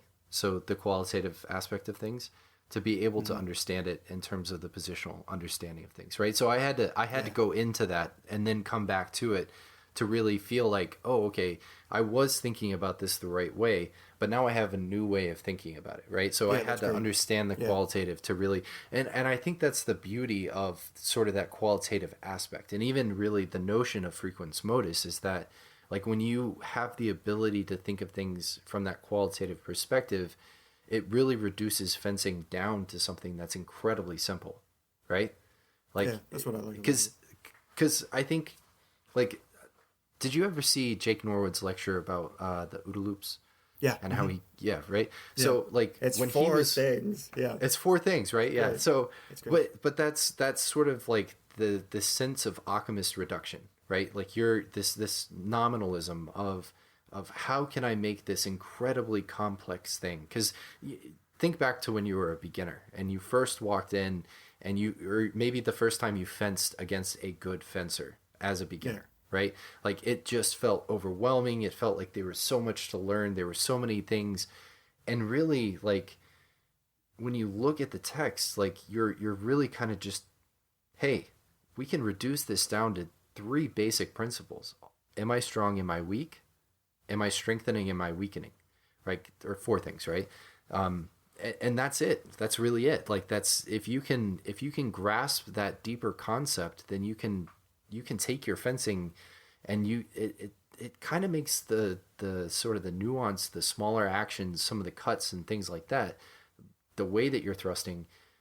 I mean, like, if you're if you're seeking the quality, it makes the actual like execution of the technique not necessarily as important. Does that make sense? Like as long as you're getting to the qualitative place, like there's still the process of getting there, but you're not thinking about like these sort of like deeper sort of tactical paradigms. Like I'm not gonna I don't know, cut low and then so that way the opponent goes low and then I can cut high. You're not kind of thinking about like this sort of like you're not. It makes it so much simpler. It reduces it. I don't know. I'm struggling to kind of find the right analogy that I'm looking for. No, yeah. From like a sports psychology perspective, the fewer choices you have to make, the fewer things you have to think about, the faster that you can process it and make your decision. So that's just great. And then like you were saying, like we've been saying this whole time, from the virtues perspective, right? You know that strength and alignment are the kinds of things that you should be pursuing, and you can make the process of refinement a process of coming ever closer and closer to that elusive, potentially non-existent thing called perfection, right? Right. Where you're making yourself more and more, or better and better, more and more of the fencer, the ideal fencer that you have in your head. And I also like what you said. So first, I'd like to compliment you on your openness and your ability to integrate these things, and then show how an insight into each of the methodological subdisciplines of HEMA creates the opportunity for insights within all the other subdisciplines. So you had an insight. So we're having a dialectical insight because we're comparing and contrasting two interpretive models against the real thing, quote unquote, right? Or the thing that we're doing with swords, with faders and trying to hit each other.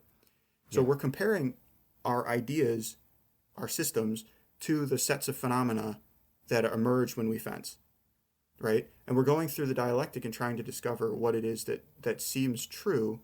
And then that goes back and affects the way that we do interpretation.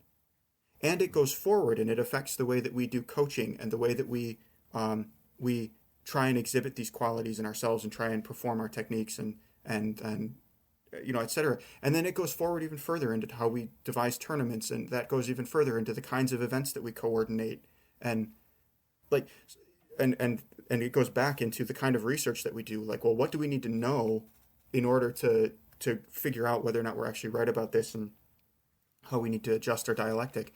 But each of these things then feeds back into each other. And so I want to compliment you in your ability to do that, that you got that insight, and then you went, oh, okay, this matches the phenomena, and it's providing me new insights in interpretation, which is providing me new direction for research. And I'm going to start doing this coaching thing. First I'm going to start training it myself, and then I'm going to just start doing this thing in coaching to try and send it out to my students. And then, I'll make sure that when we're doing tournament footage review, that I'm giving them attaboys, even though the tournament rule set didn't give them attaboys. I'm giving them attaboys because we need to incentivize the good behavior that promotes the virtues that we're trying to achieve in our swordsmanship. So yeah, thanks. Awesome, man. Yeah. I mean, so it's been an interesting journey for sure. But so what do you think about that? Because that is something that I'm developing. That's this is probably the first time I really articulated it that smoothly. That the idea that there's research and then there's interpretation, and that's different than research. And then there's dialectic. There's applying that to how we understand fencing. And then there's training, trying to embody that in our fencing. And then there's coaching, trying to help other people embody that. And then there's, tournamenting. I think that's really good. I think so. For a broader analogy, have you ever heard Jack Gassman's analogy in terms of how he sees it?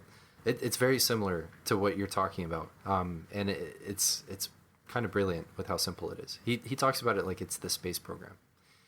So you have you have your astrophysicists, right? And you also have your avionics engineers, and you have all these really smart people who have to be able to have to have the knowledge in order to build this airplane, right? And then you have your flyboys, right? Because none of these guys who are these avionics engineers are pilots, right? None of them have spent the 20, 30 some odd years as a professional pilot and probably, flown like Yeah, some of training the their fastest body planes that to you can have the imagine, right? reflexes and have the stamina and have Exactly. So Yeah. you have to have those people, but then you also have to have the grounds crew, right? Like the grounds crew has to get the airplane in the right position. They have to get it fueled. They have to do maintenance, right? Right.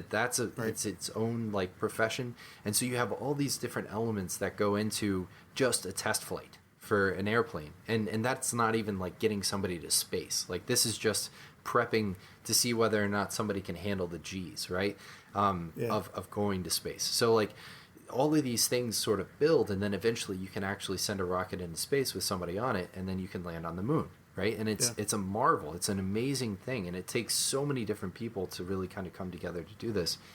And so like his analogy is it's very similar to what we see in HEMA. You have your people who are translating, you have your people who are interpreting, you have folks who are out there doing the historical research, and then you have your coaches, and you have like senior students who are kind of helping students along, and then you might have that one person in your group that's like an amazing competitive fencer, and they just go out and they compete and they win, and that's like your flyboy, right?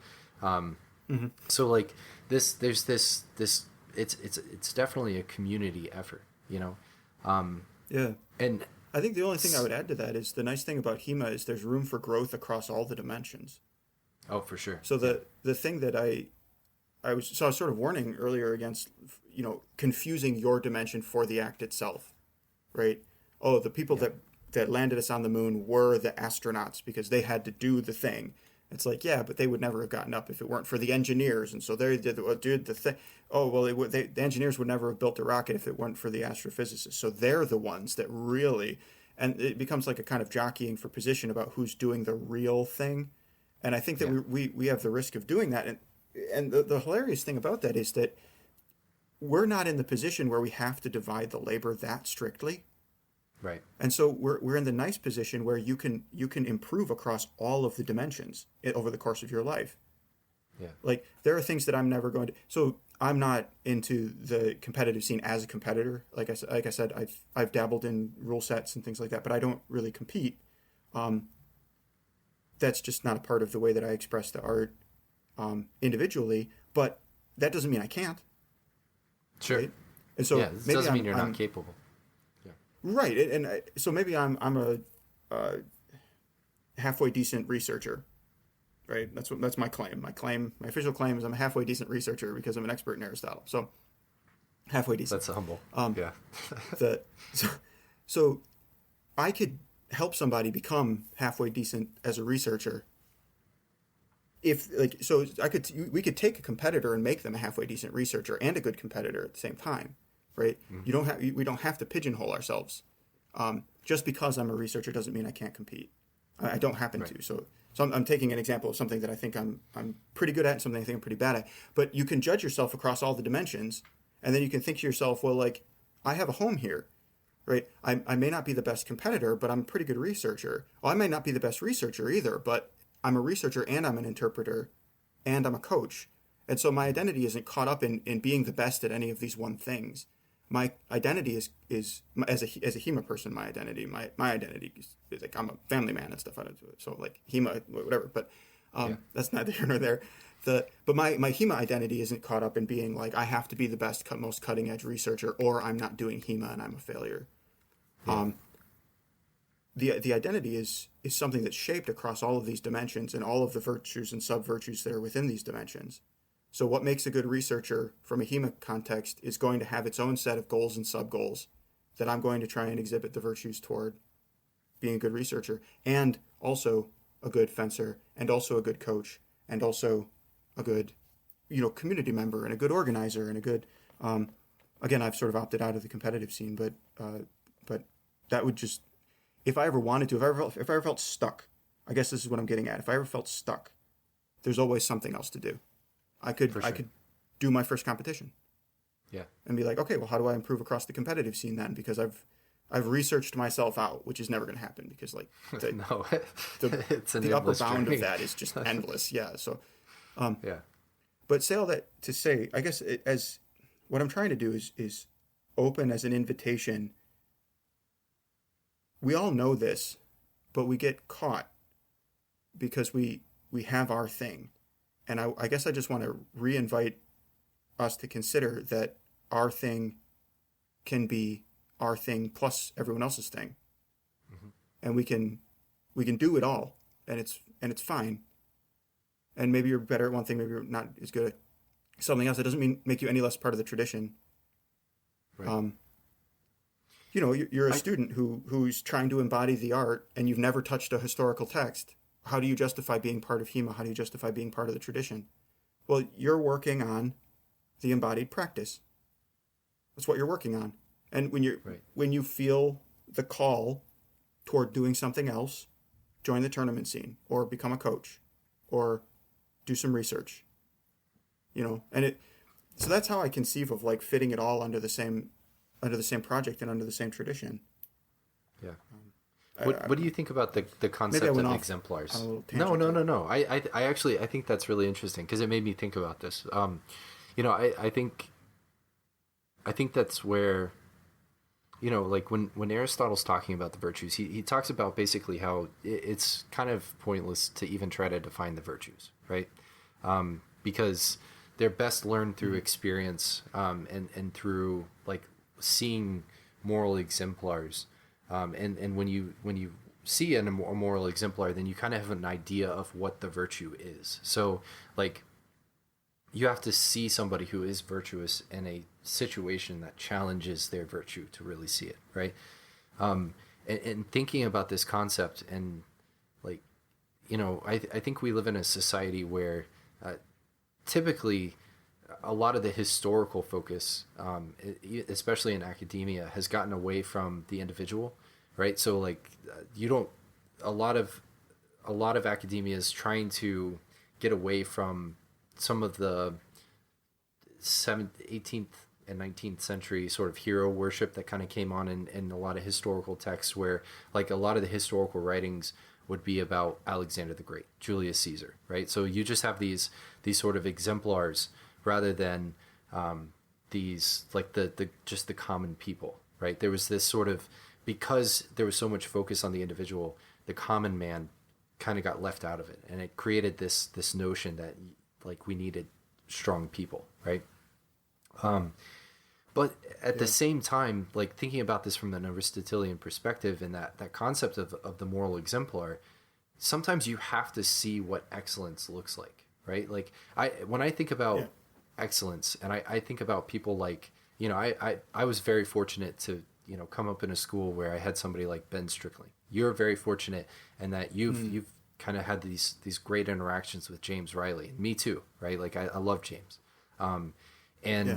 I think about somebody like Jake Norwood. Yeah, I can name my biggest human right? Like you can name your biggest influences. Yeah. Oh, I want to be like them. Yeah. Yeah. And if you look at, like, when I look at somebody like Jake Norwood, I think of somebody who was a fantastic competitor, who I think trained in a way that was like conducive towards actually working towards the text. But I also look at somebody who was a researcher and who, really kind of like thought about this in a way and kind of like really kind of did the digging to understand like the historical aspect of things. And those are things that I see as like as good values. There was one time I brought up in a conversation when I was talking to Martin Fabian about how when I was first coming up in HEMA, he was one of my heroes in HEMA, right? Like he was one of the people that I really looked up to.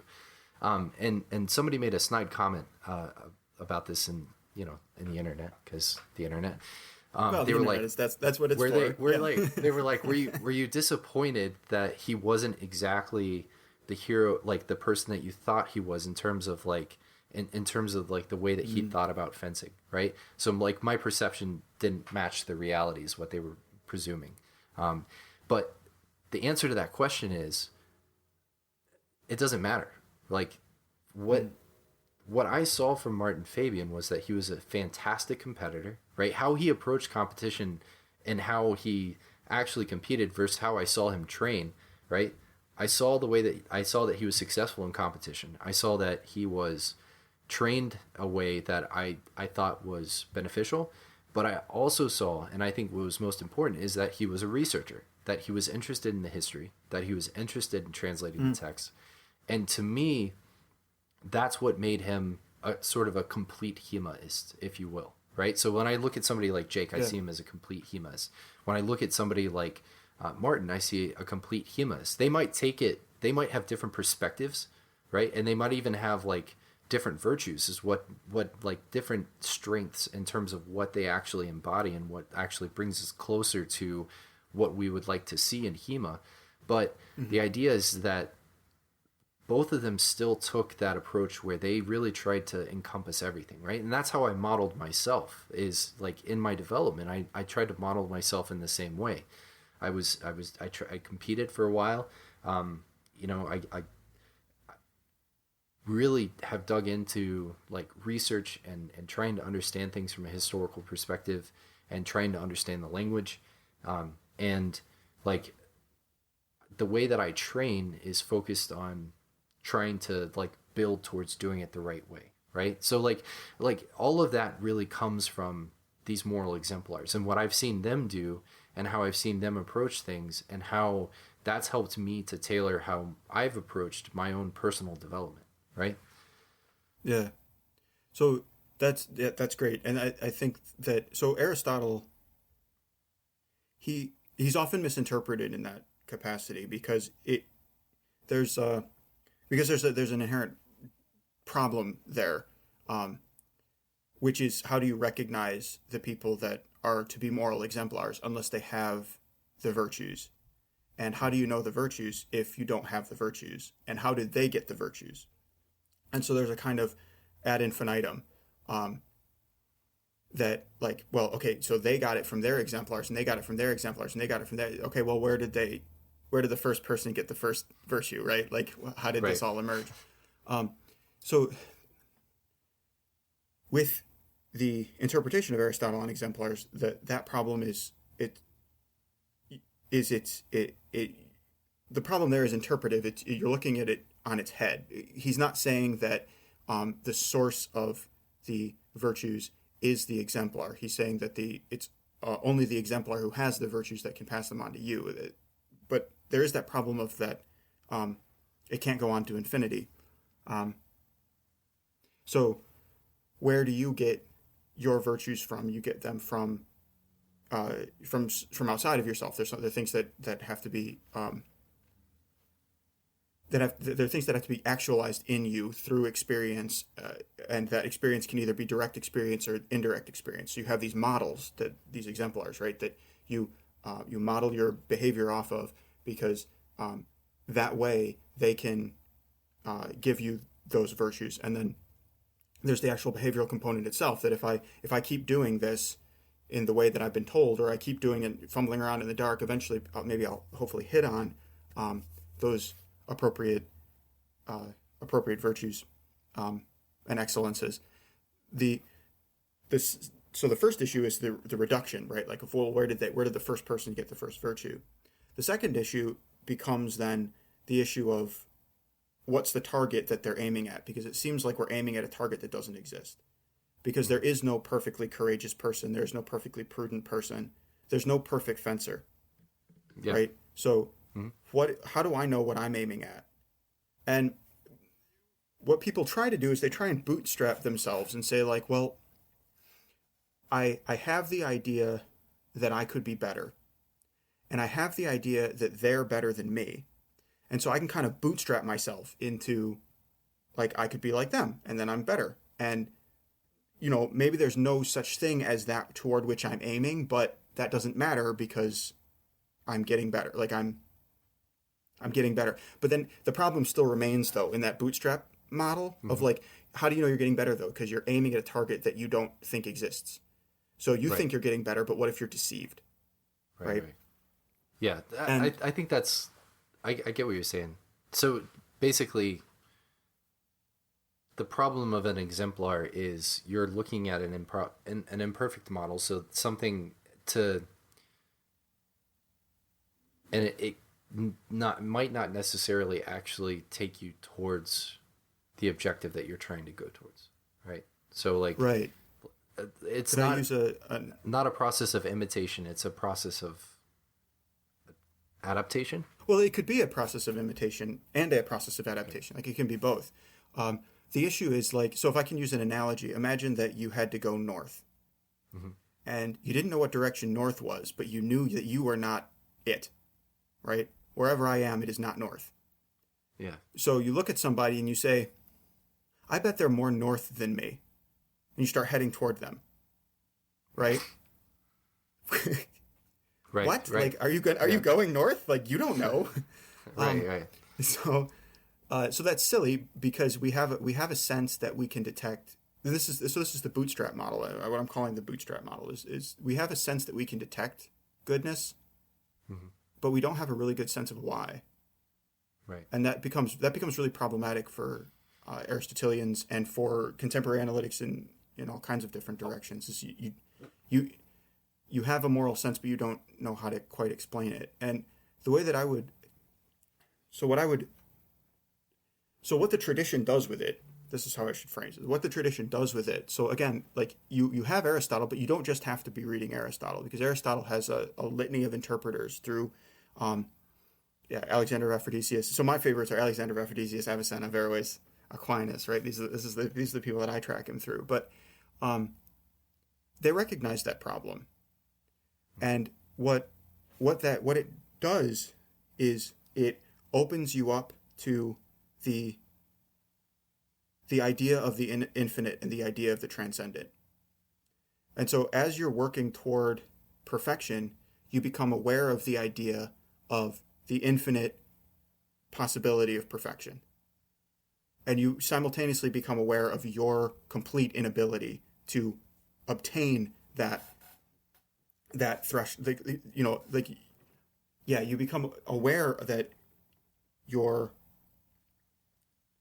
so the same thing could be said of truth and knowledge. So you become aware that you could know more, but then you simultaneously become aware that you can't know everything. And that opens you up to the idea of a kind of infinite perfect thing that's outside of what you're capable of knowing. And so the issue there is that the challenge that people give is that what that means is that you can't get better and you can't know anything. That's the challenge, because you can't bootstrap yourself up. That fails. You can't just arbitrarily figure out what north is by heading towards somebody who you think is more north than you. So that project fails. And so the insight that people have is the inverse insight that project itself is false, that you can't get better, that you can't know anything. And so you have this response to that, which is an epistemological and an ethical skepticism, like a deep epistemological and ethical skepticism, that I can't know what's better. But that deep epistemological and ethical skepticism fails because in order to know that you can't know anything, in order to know that you can't get better, you have to go through the process of knowing, and you have to go through the process of self-betterment. And so by going through the process, you become aware of how it is that you as a person get better and get more knowledgeable. And so that grounds the process of insight into what is good and what is true. And that opens up for you the transcendent vista, that there is no perfection on this earth, and there's no perfect knowledge, there's no perfect goodness on this earth, but the idea that it is definitely the case that you get better opens up the idea that there is a better, right? Those things are grounded by the process. So you don't have to. So did that make sense? First of all, because that was a little bit wild. Yeah, no, that makes perfect sense to me. I get what you're. So the world is an intelligible place that has goodness in it, right? And so then the question becomes: is there a source for that intelligibility and that goodness? And then you're opened up to the vista of the infinite, right? And so you say, so then that's your choice. You can either say yes, like you can't deny that you know things, you can't deny that you get better. That's a fundamental fact, because even if you know that you don't know anything, or you know that nothing is true, that's something that you know, and you know it because you went through the process of knowing it. Right. Right? So you have the existential choice to accept whether or not there is an infinite grounding of goodness and knowledge, or there's not an infinite grounding of goodness and knowledge. Right? And you can accept it or you can deny it, but you can't deny the fact of goodness and knowledge. And so the idea then becomes you do have an ultimate exemplar. It's the exemplar that lives beyond the vista of infinite goodness and knowledge that is the source of the infinite, of the goodness and knowledge of which you're aware. Right? So you don't, this is the longest explanation ever, but you don't have to bootstrap yourself up. Yeah. Right? So the Aristotelian doesn't have to bootstrap themselves up. Okay, so I relate this back to fencing then, right? I might not know what the best fencer looks like. There might not be such a thing as the best fencer. There might not be such a thing as the best HEMAist across all the dimensions that we've been talking about. But fencing exists, and HEMA exists, and we can't deny that. And so there is such a thing as doing it better, and there's such a thing as learning what it is that you're doing. And so the question becomes, is there something there with which we're actually engaging, or is it made up? And if there's something there, that is the thing that transcends, right, that transcends the limitation, that provides the grounding. And that's the actual fencing. That's when you're expressing the art. And so this is where things can kind of get spiritual if you want to. When you're expressing the art, you're engaging with that thing that it is to be fencing. Mm-hmm. Right? Yeah. And this is where people can get, like, crazy about it if they want to. I don't know.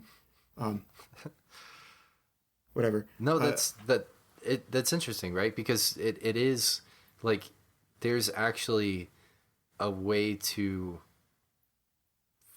from a sense, right? And so like you could, I guess some people could take this as from a tournament perspective. You could say, like, if that's because that's their focus, like that's the exemplar of goodness, right? So like if you are the best at doing this in a competitive situation, then you could say that you can actually strive towards or attain like total goodness, right? So you can actually, like, depending on what you emphasize and what you really want to work towards, I guess from a more practical perspective, it would be like, for regardless of what it is that you want to work towards in HEMA, right?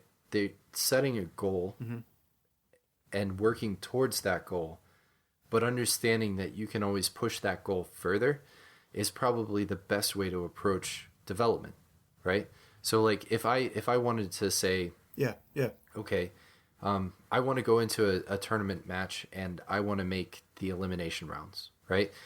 You can work towards, you can go into your first tournament. You might achieve that in your first tournament, and then you have to you have to move the goalpost, right? Because now you've done this. So, okay, in my next tournament, I want to make it into the quarterfinals, whatever it is, right? So you can keep pushing that until, it's, I want to win gold medal matches in 10 straight competitions, whatever.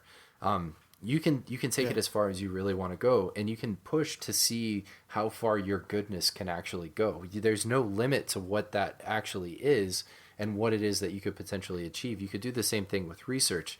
I want to do X, Y, and Z. I just want to understand X, Y, and Z. Or maybe I want to be cutting edge and like discover something, right? Or maybe I want to, I want to find this. I want to find a hidden or lost fencing text, whatever it is, right? Like, I mean, you can set your goals in an infinite number of different ways. But the actual process, again, kind of going back to that idea of eudaimonia and sanctification, is like it's still going to be an individual journey. So like you can look towards exemplars for setting the benchmark of where it is that you want to go, but it's not necessarily that should be the limit of, or even like necessarily like the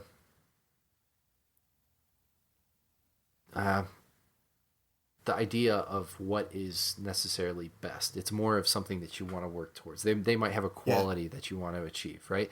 Because again, like, yeah. So you're flirting with the insight, but you're still kind of in the bootstrap model, which is sort of like I think of it as baseball, where you toss the ball up in the air and then you hit it, right? Uh-huh. There is no pitcher, so I'm just going to toss the ball up in the air and hit it, right? And then pretend that that's baseball, right? Gotcha. So I'm just gonna go for it, because I don't know how else to explain it, except, so I apologize for the emails that you're inevitably going to receive from this, but to me it's okay. it's Liechtenauer. So Okay. Who is Liechtenauer, right? Well, there's almost like a historical figure, Liechtenauer, and then there's kind of like a Liechtenauer as the ideal fencer that the average KDF person puts up in their head as like the master of all masters, right? That takes on a mythical dimension. So sometimes people fight about whether or not there was a real Liechtenauer. I think that there was. I don't see any reason why all of his students would just be liars and tell it, like, so whatever. But I'll leave that to the historians, right? Again, my project right now is dialectic. It's not research, so that's fine. But when we're thinking about Liechtenauer or any of the source masters that we idolize, we're not just thinking about the flesh and blood person and doing what they would have said as flesh and blood people. What we're trying to think about is their systems and how they sort of in an ideal world think about fighting, and to embody that perfection that exists outside of us and exists outside of even them, right? And so when we say, like, well, I want to fence like Liechtenauer, I'm not saying that I want to fence like somebody who died in the 14th century, or depending on where you date him, right? That's not what I'm saying. I'm saying I have this idolized person that I want to fence like, who is my vision of the perfect fencer. Or I'm saying both at the same time, kinda, right? And I bounce back and forth between the ideas sort of equivocally. So the idea is that you give yourself benchmarks and you give yourself goals, and those are provided by the research and the interpretations and the dialectics and all this stuff that we're talking about. And then you cast them out into the distance. And then as you're casting them, like, and this is the process that you just went through with your words, right? So everybody listen to what Josh just said and think to themselves, what is he doing? He's casting out closer and closer to perfection with his goals, and realizing it, coming to the insight that there's an infinite horizon. And then he's labeling that infinite. And then, so what I'm doing is I'm labeling that infinite horizon Liechtenauer. Right. And so the question is for like, from a spiritual perspective, like a HEMA martial artist perspective, one thing you could ask yourself is that a real thing or not? Right. And then the answer you come up with is kind of, what's my motivation? Am I going to be in pursuit of a perfection that I know is largely mythological, even though I know it exists, right? Do I take that seriously because I know that fencing exists, so there must be something that it is to fence like Liechtenauer, and I can do that better or worse, and so there must be something out there. Like, are you gonna accept that there must be something out there, or are you going to say to yourself, well, that's all bullshit, but I'm going to do it anyway? Or are you going to say to yourself, that's all bullshit, so why not? So why even try, right?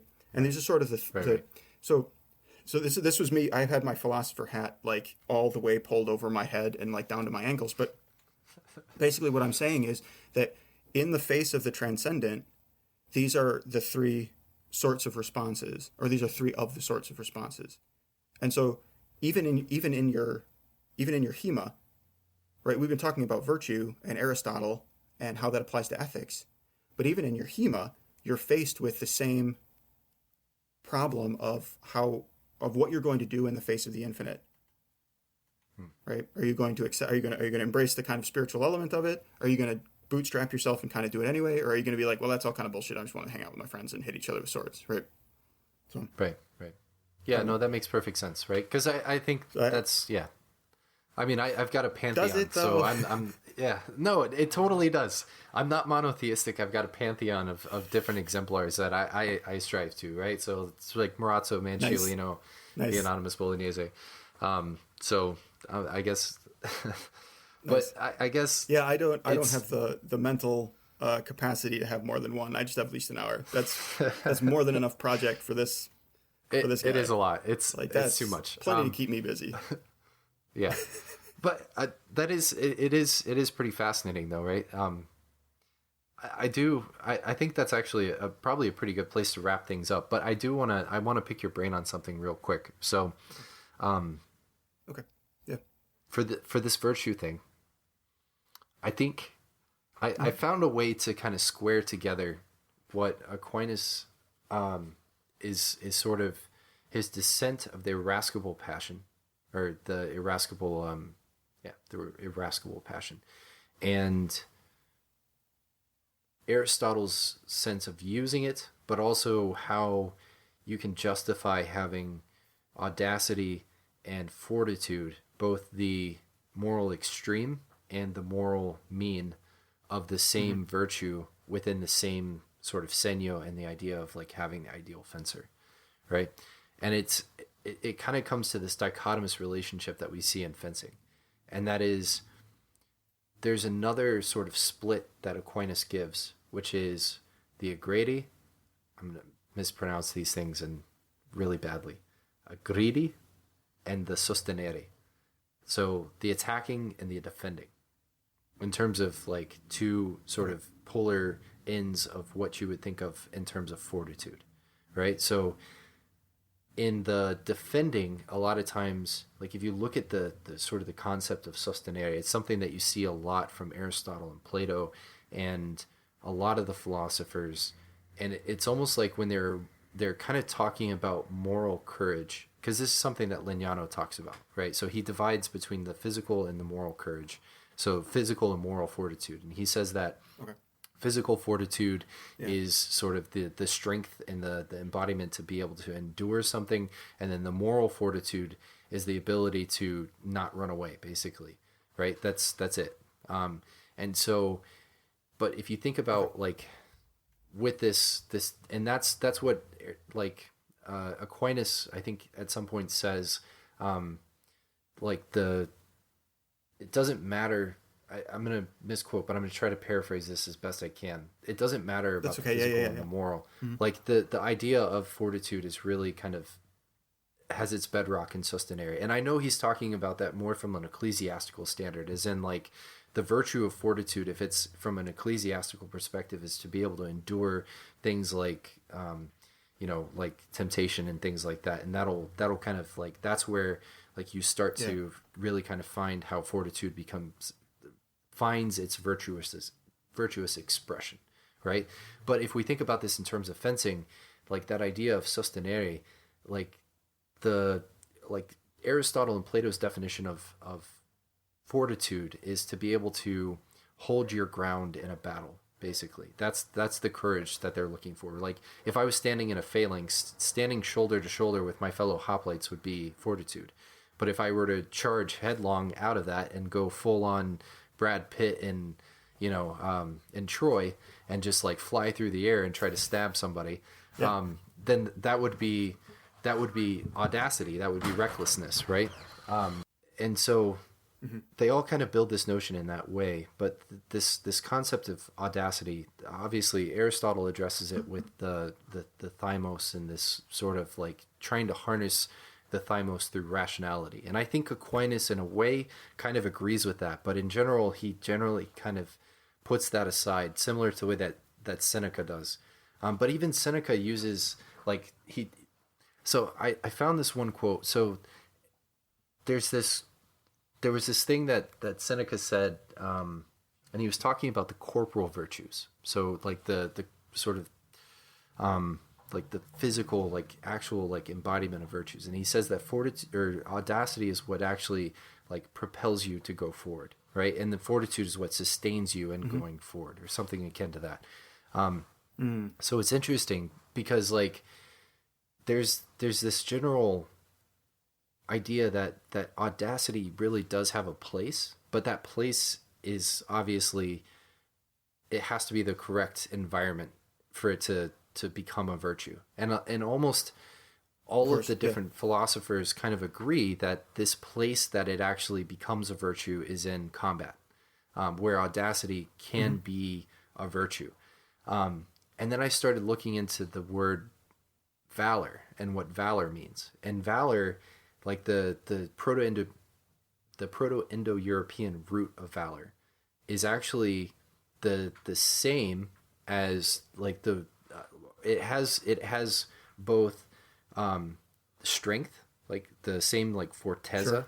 that we would think, and it also has boldness, right? So it has like both of these sort of ensconced in its definition.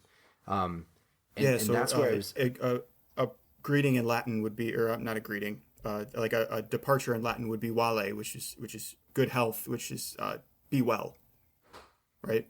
yeah. So like yeah. vale is spelled vale, is pronounced wale, and so it's be well. So you can see like the health aspect, but also the strength aspect, like you're talking about. Yeah. Yeah. So Yes, I think you're right on. valor. So go ahead. Yeah, because I think that valor kind of like really, it has both the fortitude and the audacity built into it, and I think where, because one of the things that Liechtenauer talks about is he talks about how like we shouldn't confuse, like the most important thing on the battlefield is more the physical expression of fortitude rather than the moral expression of fortitude, because there are times when the moral expression of fortitude, this is a very kind of like medieval Renaissance mentality, and this is what Machiavelli takes to the extreme. And I guess what he's arguing is that there are times when the virtuous thing to do is to actually retreat from a battle, right? So if you're completely outnumbered and you decide to just keep your guys there and they get slaughtered and that means your city falls, then that's not virtuous, right? So you might be using like fortitude, right?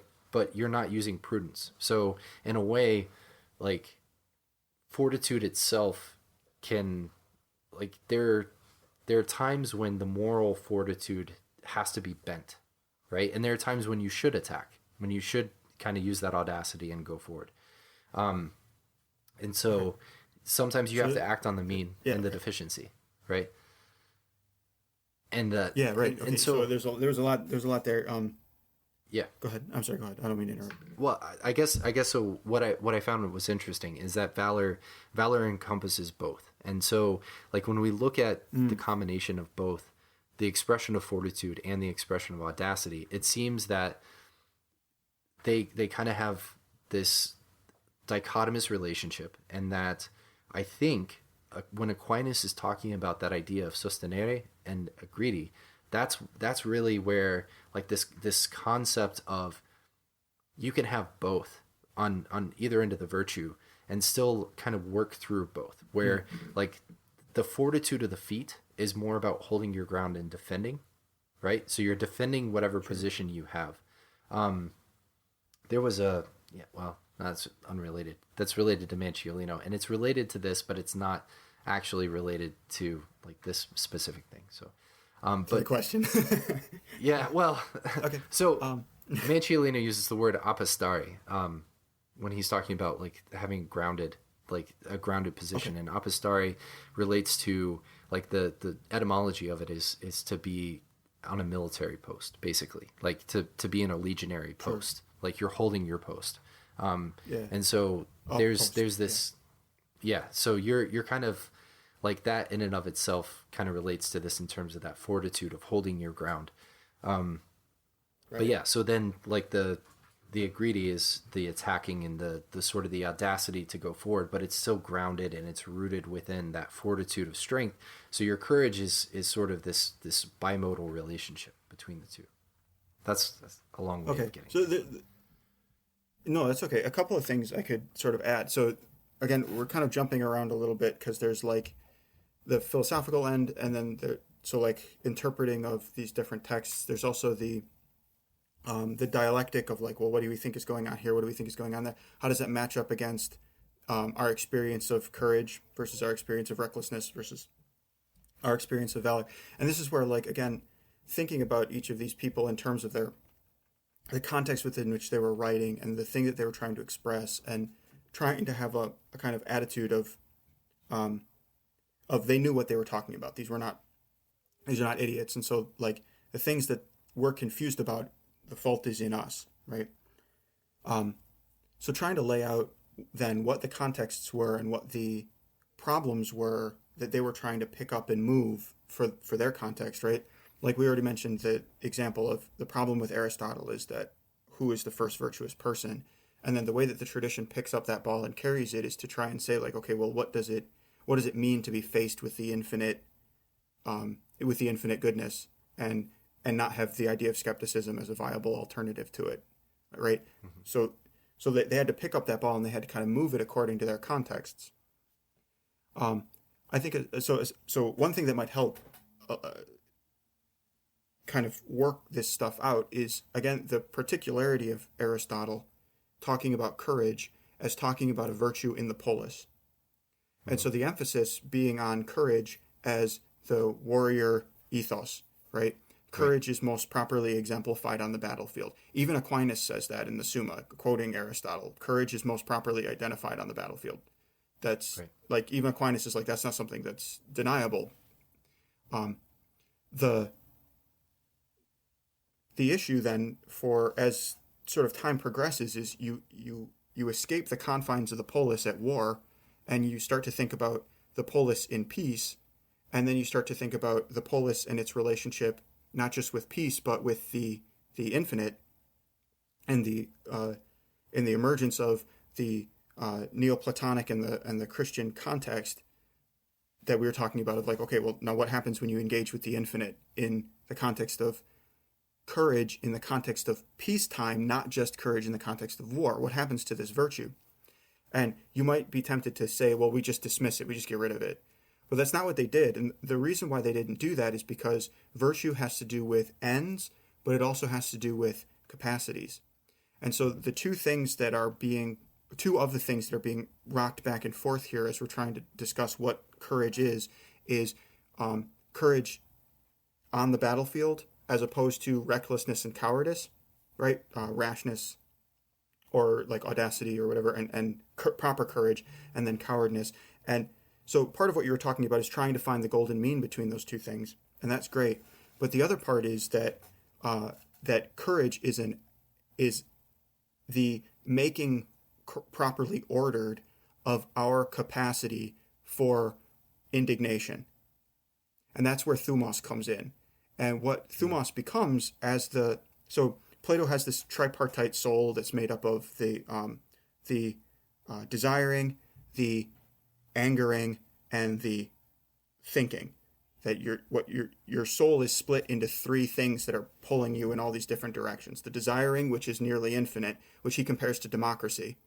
That every desire gets a vote, and it's all pulling you in all these different directions.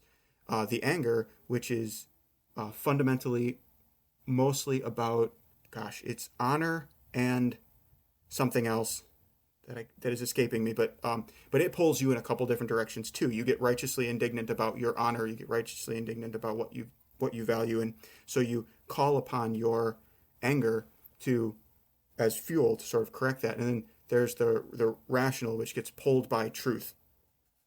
And so for Plato, it's about making sure that your thymotic and your what's the other one? Is it pathos? Gets oriented toward the thing that it really ought to be oriented, which is the true good. So yeah. I could go into that forever, but the point is, by the time you get to Aristotle is saying, well, this is a capacity within us that needs to be directed, and it needs to be directed within war of how we pursue honors. But then that context falls away. So Aristotle has aspirations of universality, but he winds up in his particular context of the polis. And so when faced with the infinite, the idea of universality, the idea of infinite, the Neoplatonics and then the Christians subsequent to them have to figure out, okay, well, what do you do with the angering part of your soul in peacetime, and what does it have to do with the virtue that we're trying to develop in the face of the infinite goodness, which again may or may not exist, but since we can be good, we know that it's at least a hypothetical possibility, right? So okay, so then what do you do with the irascible part of your soul, the part of your soul that gets indignant? How do you use it properly? And so by the time you get to Aquinas, a couple of things have happened historically. I already mentioned the Neoplatonics and the Christians. The monastery kind of takes over for the academy. So in the sense of like Plato had students in the academy, Aristotle had students in the Lyceum. The monastery sort of takes over for the academy and becomes the place wherein the infinite is attempted to be lived out by people in their everyday lives, right? But the problem, again, is that the monastery is a place of peace. And so what do you do with these warlike virtues in peacetime? And then, so eventually, over the course of the Crusades, the other thing that entered, the monastery doesn't just take over the academy and the religious sphere. It eventually starts to take over the public sphere in how do you rule the kingdom and how do you exercise policing actions of a kingdom in a way that represents the infinite as understood through Christianity, right? So, okay, now we've got knights fighting war and knights policing the kingdom through violence that needs to be put in the context of the Christian idea of infinite goodness, right? And so what do we do with that problem? And basically their answer is you create a monastery in the warrior, right? So instead of trying to, so people get this backwards a lot. They think that that people left the monastery and became warriors, and that's the crusade. It's actually that the monastery subsumed the warrior into it and became the warrior monk. That's a whole other thing. But anyway, as you're going through the history of those ideas, something to bear in mind is that there's the constant encroachment of the infinite as understood by Christianity. And so basically what the tradition does with it, as near as I can tell, is they take that warrior spirit and they direct it toward the infinite goodness. And so you take the thumos, the irascible part of the soul, the part of the soul that seeks honors, and you direct it toward having the kind of, so then fortitude takes on an additional meaning of being the kind of person that can undergo arduous tasks for the good. Mm-hmm. Right? So what does the warrior do? The warrior is most obviously of anybody, right, has to undergo a dangerous and arduous task in order to obtain the good, which hypothetically should be peace. Again, we're in a context of people interfacing with the infinite. And so the ultimate goodness then that they're trying to achieve is peace, blah, blah, blah, blah, blah. In that context, then so you take the peace war element out of it and it becomes, okay, can you do arduous things for the good? And that becomes all these different kinds of strength. So not just courage on the battlefield, but like you're talking about valor, you're talking about steadfastness and strength. You're talking about like literally stamina. The irascible part of the soul takes on the meaning of that part of the soul that you engage with to overcome something arduous. Interesting. Right? So not so kind of righteous indignation. Yeah. I actually, so now, I think as we're thinking about, oh, sorry, go ahead. I'm sorry. I think that's actually really interesting because I do think that aligns really nicely, even with what Cicero and Seneca say. So like even some of the pagan thinkers, I mean they're more rhetoricists. They're more like that's kind of their focus. But I think that they would. Yeah, Cicero's a slippery fish because of that. Yeah, But go ahead. But he says it's basically the same thing. So he derides the idea of audacity, because I think audacity is the biggest thing that, like, when I originally came at this, that I found, like, why would this be the expression of courage? Why would we have two expressions of courage, right? Mm-hmm. Like, what is audacity? It's something else. It's boldness. It's not necessarily like it's an extreme of courage, so it's beyond courage. It's got to be something unto itself, because fortitude is courage. It's the mean of courage, right? So I guess, but that kind of makes sense. I really found a lot of insight in what you were saying, because I do feel like that helps to understand, especially where Aquinas is is kind of gives that dissent, right? Like there's this idea that boldness, because Aristotle agrees, right? He says it has to be governed by rationality. So both of them are still struggling with this idea of what do we do with this irascible part? And that's where Cicero, in where Cicero talks about it, he says that it's typically something that you see. Like, I think he says two good things about it. He says audacity is only good on the battlefield, and then he basically mentions audacity like 153 times or something like that. I was reading a paper that went through like all of his writings, and all of them are bad. He says it's a virtue or a trait, or it's a vice of criminals. It's something that you would see from people who are who have no decorum, right? So like if you imagine somebody who sits at a table and does something that just kind of breaks all of the sort of the cultural norms. Yeah. And that's the kind of person that you would think would be audacious, right? So, you know, not to, well, I'm not going to go there. No, it's great because, again, you can see the shifting context here. And so the words betray us. So, like, this is where I would encourage you to engage in a little bit of dialectic and not just in the interpretive and research elements, right? Because you have, like, we kind of have to stand back and say, like, oh, look, all these guys that we're talking about are smart. And they're all talking about basically the same set of phenomena. But then they have different ways of dividing things up. And so one person can say courage is the essential virtue. Aristotle, courage is the essential virtue. Without courage, you cannot have any of the other virtues. You'd be too cowardly to have them.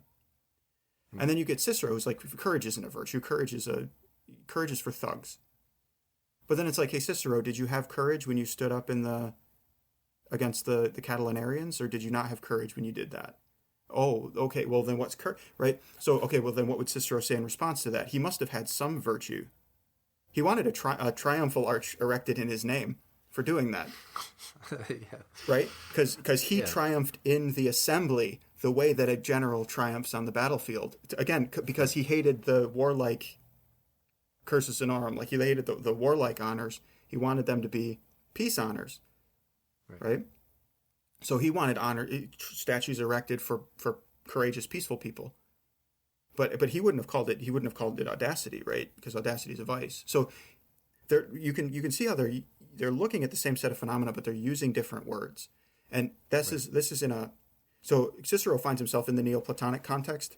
So this is after people have discovered that basically Aristotle and Plato attempt to universalize law, but they wind up particularizing it. It's very particular to the polis. And then when Rome emerges as just this nearly, like, in terms of power to the mind of the people that had just been conquered, it's nearly infinite. The number of resources that Rome can marshal compared to any other thing they've ever seen in existence. They wanted to deify the leader of Rome because he must be the son of God. Because look at the way he just moves the earth. Right? He's got so much power, it must be divine. Okay, so you get this like universalization of like, oh my gosh, there's this huge world that I have no control over. And this is in the context of the Neoplatonics that Cicero's living in, and he's trying to combat the ever increasing encroachment of the kind of, you might argue, inevitable reign of an emperor, right? That somebody's going to become emperor and that person is going to be called a god. And that is a scandal to a Republican who is a believer in the actual gods, right? So what do we do with courage then? Well, okay, so Cicero's answer is we get rid of it. It's just not even a thing, right? And we look at that and we say like, well, that's silly. But then you think of it from his perspective, and he's like, no, I'm not interested in that kind of courage. I'm interested in another kind of courage that's more appropriate to the world that I want to live in. That's more appropriate to the universalization that I have of virtue should be all-encompassing to all of humanity, not just to my particular polis.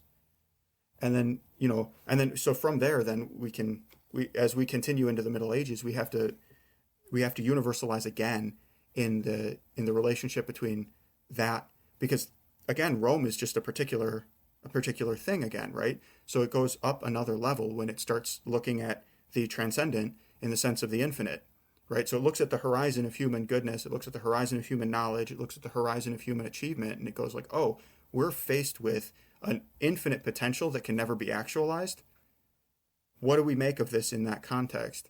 And so for somebody like Aquinas, it would be courage is most properly exhibited on the battlefield.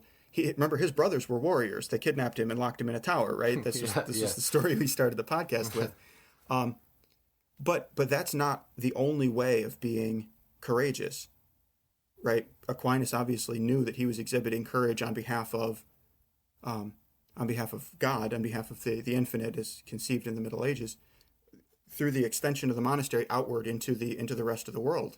Because this goes back to the story I started at the beginning. He's a friar. He's a part of a new kind of order that escapes the monastery, right? Yeah. And so how do you exhibit courage in this new, ever-broadening context approaching the infinite? Well, the courage then becomes the ability, in the face of the obstacles that prevent you from obtaining the good, that part of your soul that can stir itself up to overcome those obstacles. And so courage becomes relabeled fortitude, in our context, that becomes associated with the ability to be stalwart in the face of opposition, which is technically in the Latin speaking conception, that's long suffering. That's which is different, but it's a subgenre of fortitude, which is a subgenre of courage, right? So that becomes long suffering. But anyway, and the thing that you're ultimately suffering toward is that infinite, which again in the Christian context becomes beatitude, oneness with that infinite in the supernatural in the next life, but toward the ever closer perfection, the struggle toward it in this life, right? So again, you can take what the tradition saw as the problems in Aristotle and how the tradition dealt with those problems all along the way. And then the question for us having this conversation about, Manciolino and blah, blah, blah, is what were the things that they were drawing from? Like, what did they take from Aquinas, and what did they say? Aquinas is just dead wrong about this other thing, right?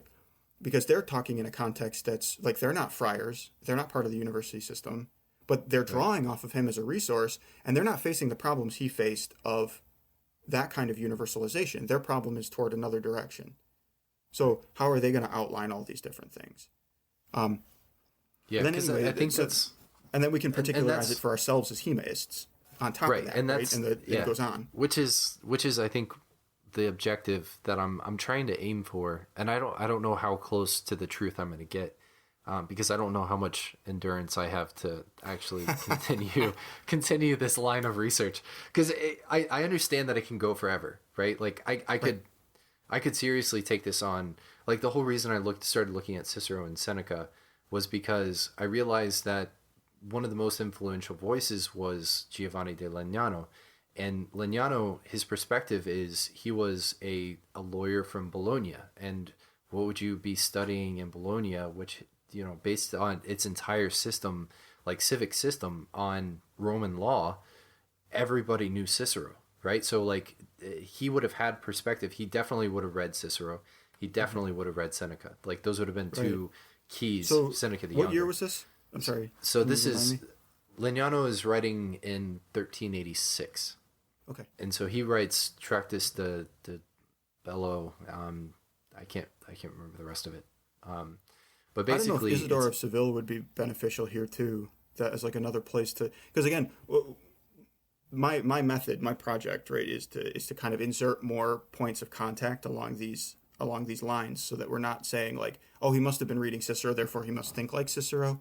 It's like, no, right. Cicero presents him with a certain context of questions that then get forwarded. The good thing about Legnano is that he's very clear about who he's like, where he's kind of referencing. So he's talking a lot about Aristotle, right? So he mentions Aristotle. He's like, okay, this is what the philosopher says in Nicomachean Ethics. This is what the philosopher says in the Republic, and these don't agree. He talks about contradictions in Aristotle, where he's like, these two things don't agree, and but this is how I see this, right?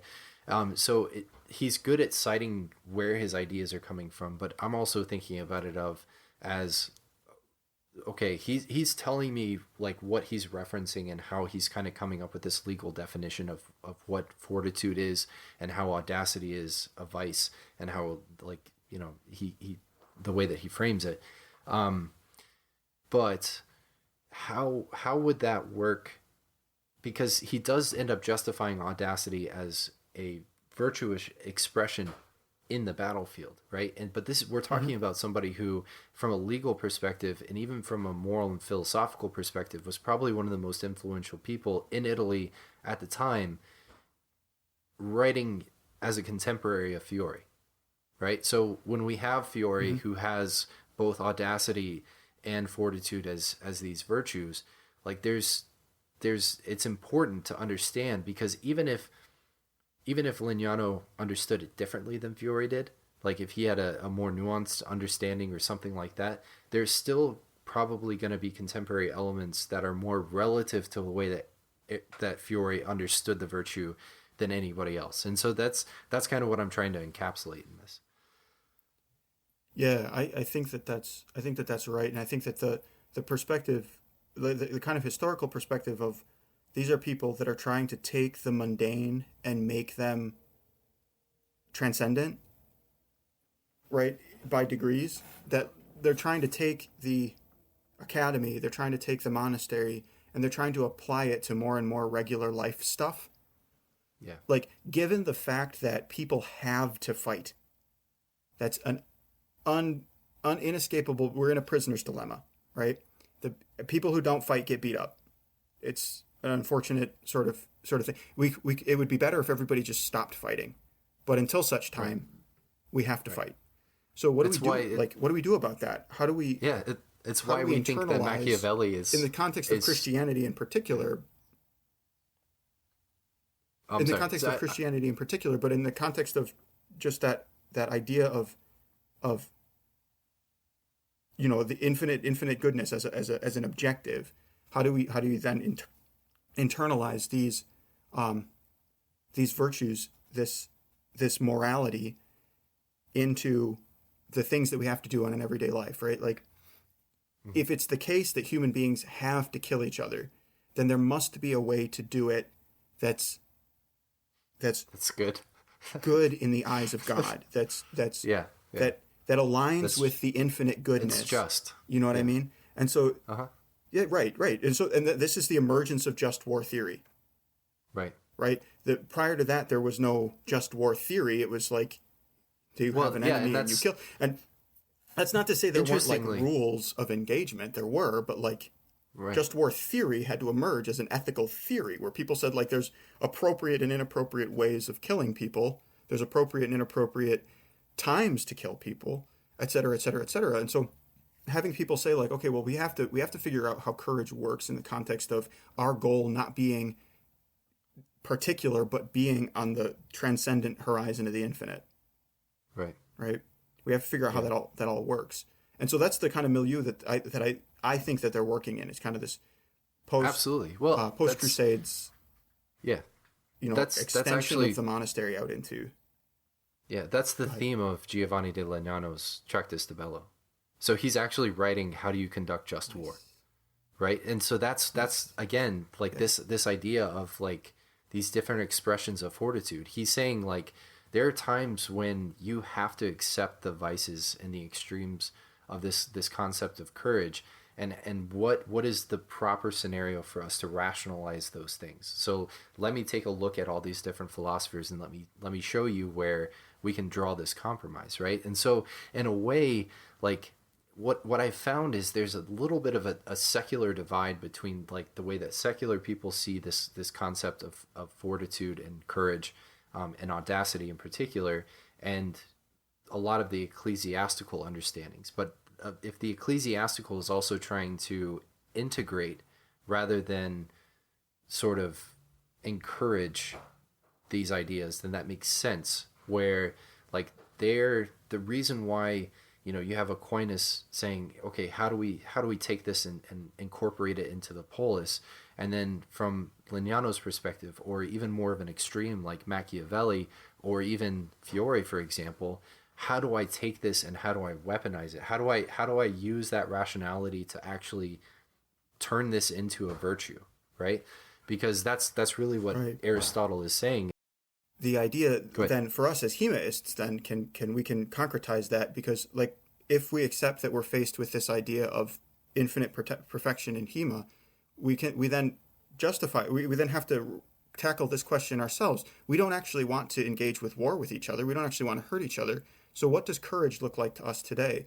And maybe it looks like stamina and fortitude, overcoming the obstacles that happen to us in our HEMA journey. And maybe it looks like being courageous, not just on the tournament field, but being long-suffering, being fortitudinous in the gym, in the library, in the lecture hall, in the podcast listening to, because I'm sure that our listeners have been long-suffering because I have been long talking.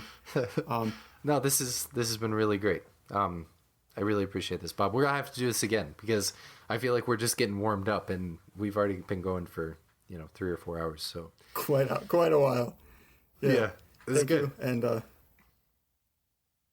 look forward to it. Appreciate the time, man. I appreciate the invite. This was awesome. Absolutely. Is there anywhere that people can watch some of your lectures and kind of get in some of the material that you've written, especially with philosophy related to HEMA? I'm trying to get more of it out there. There's not a ton right now. The Historical Fencing Affiliates channel on YouTube, I do some stuff there, but not much. So people are welcome to reach out to me.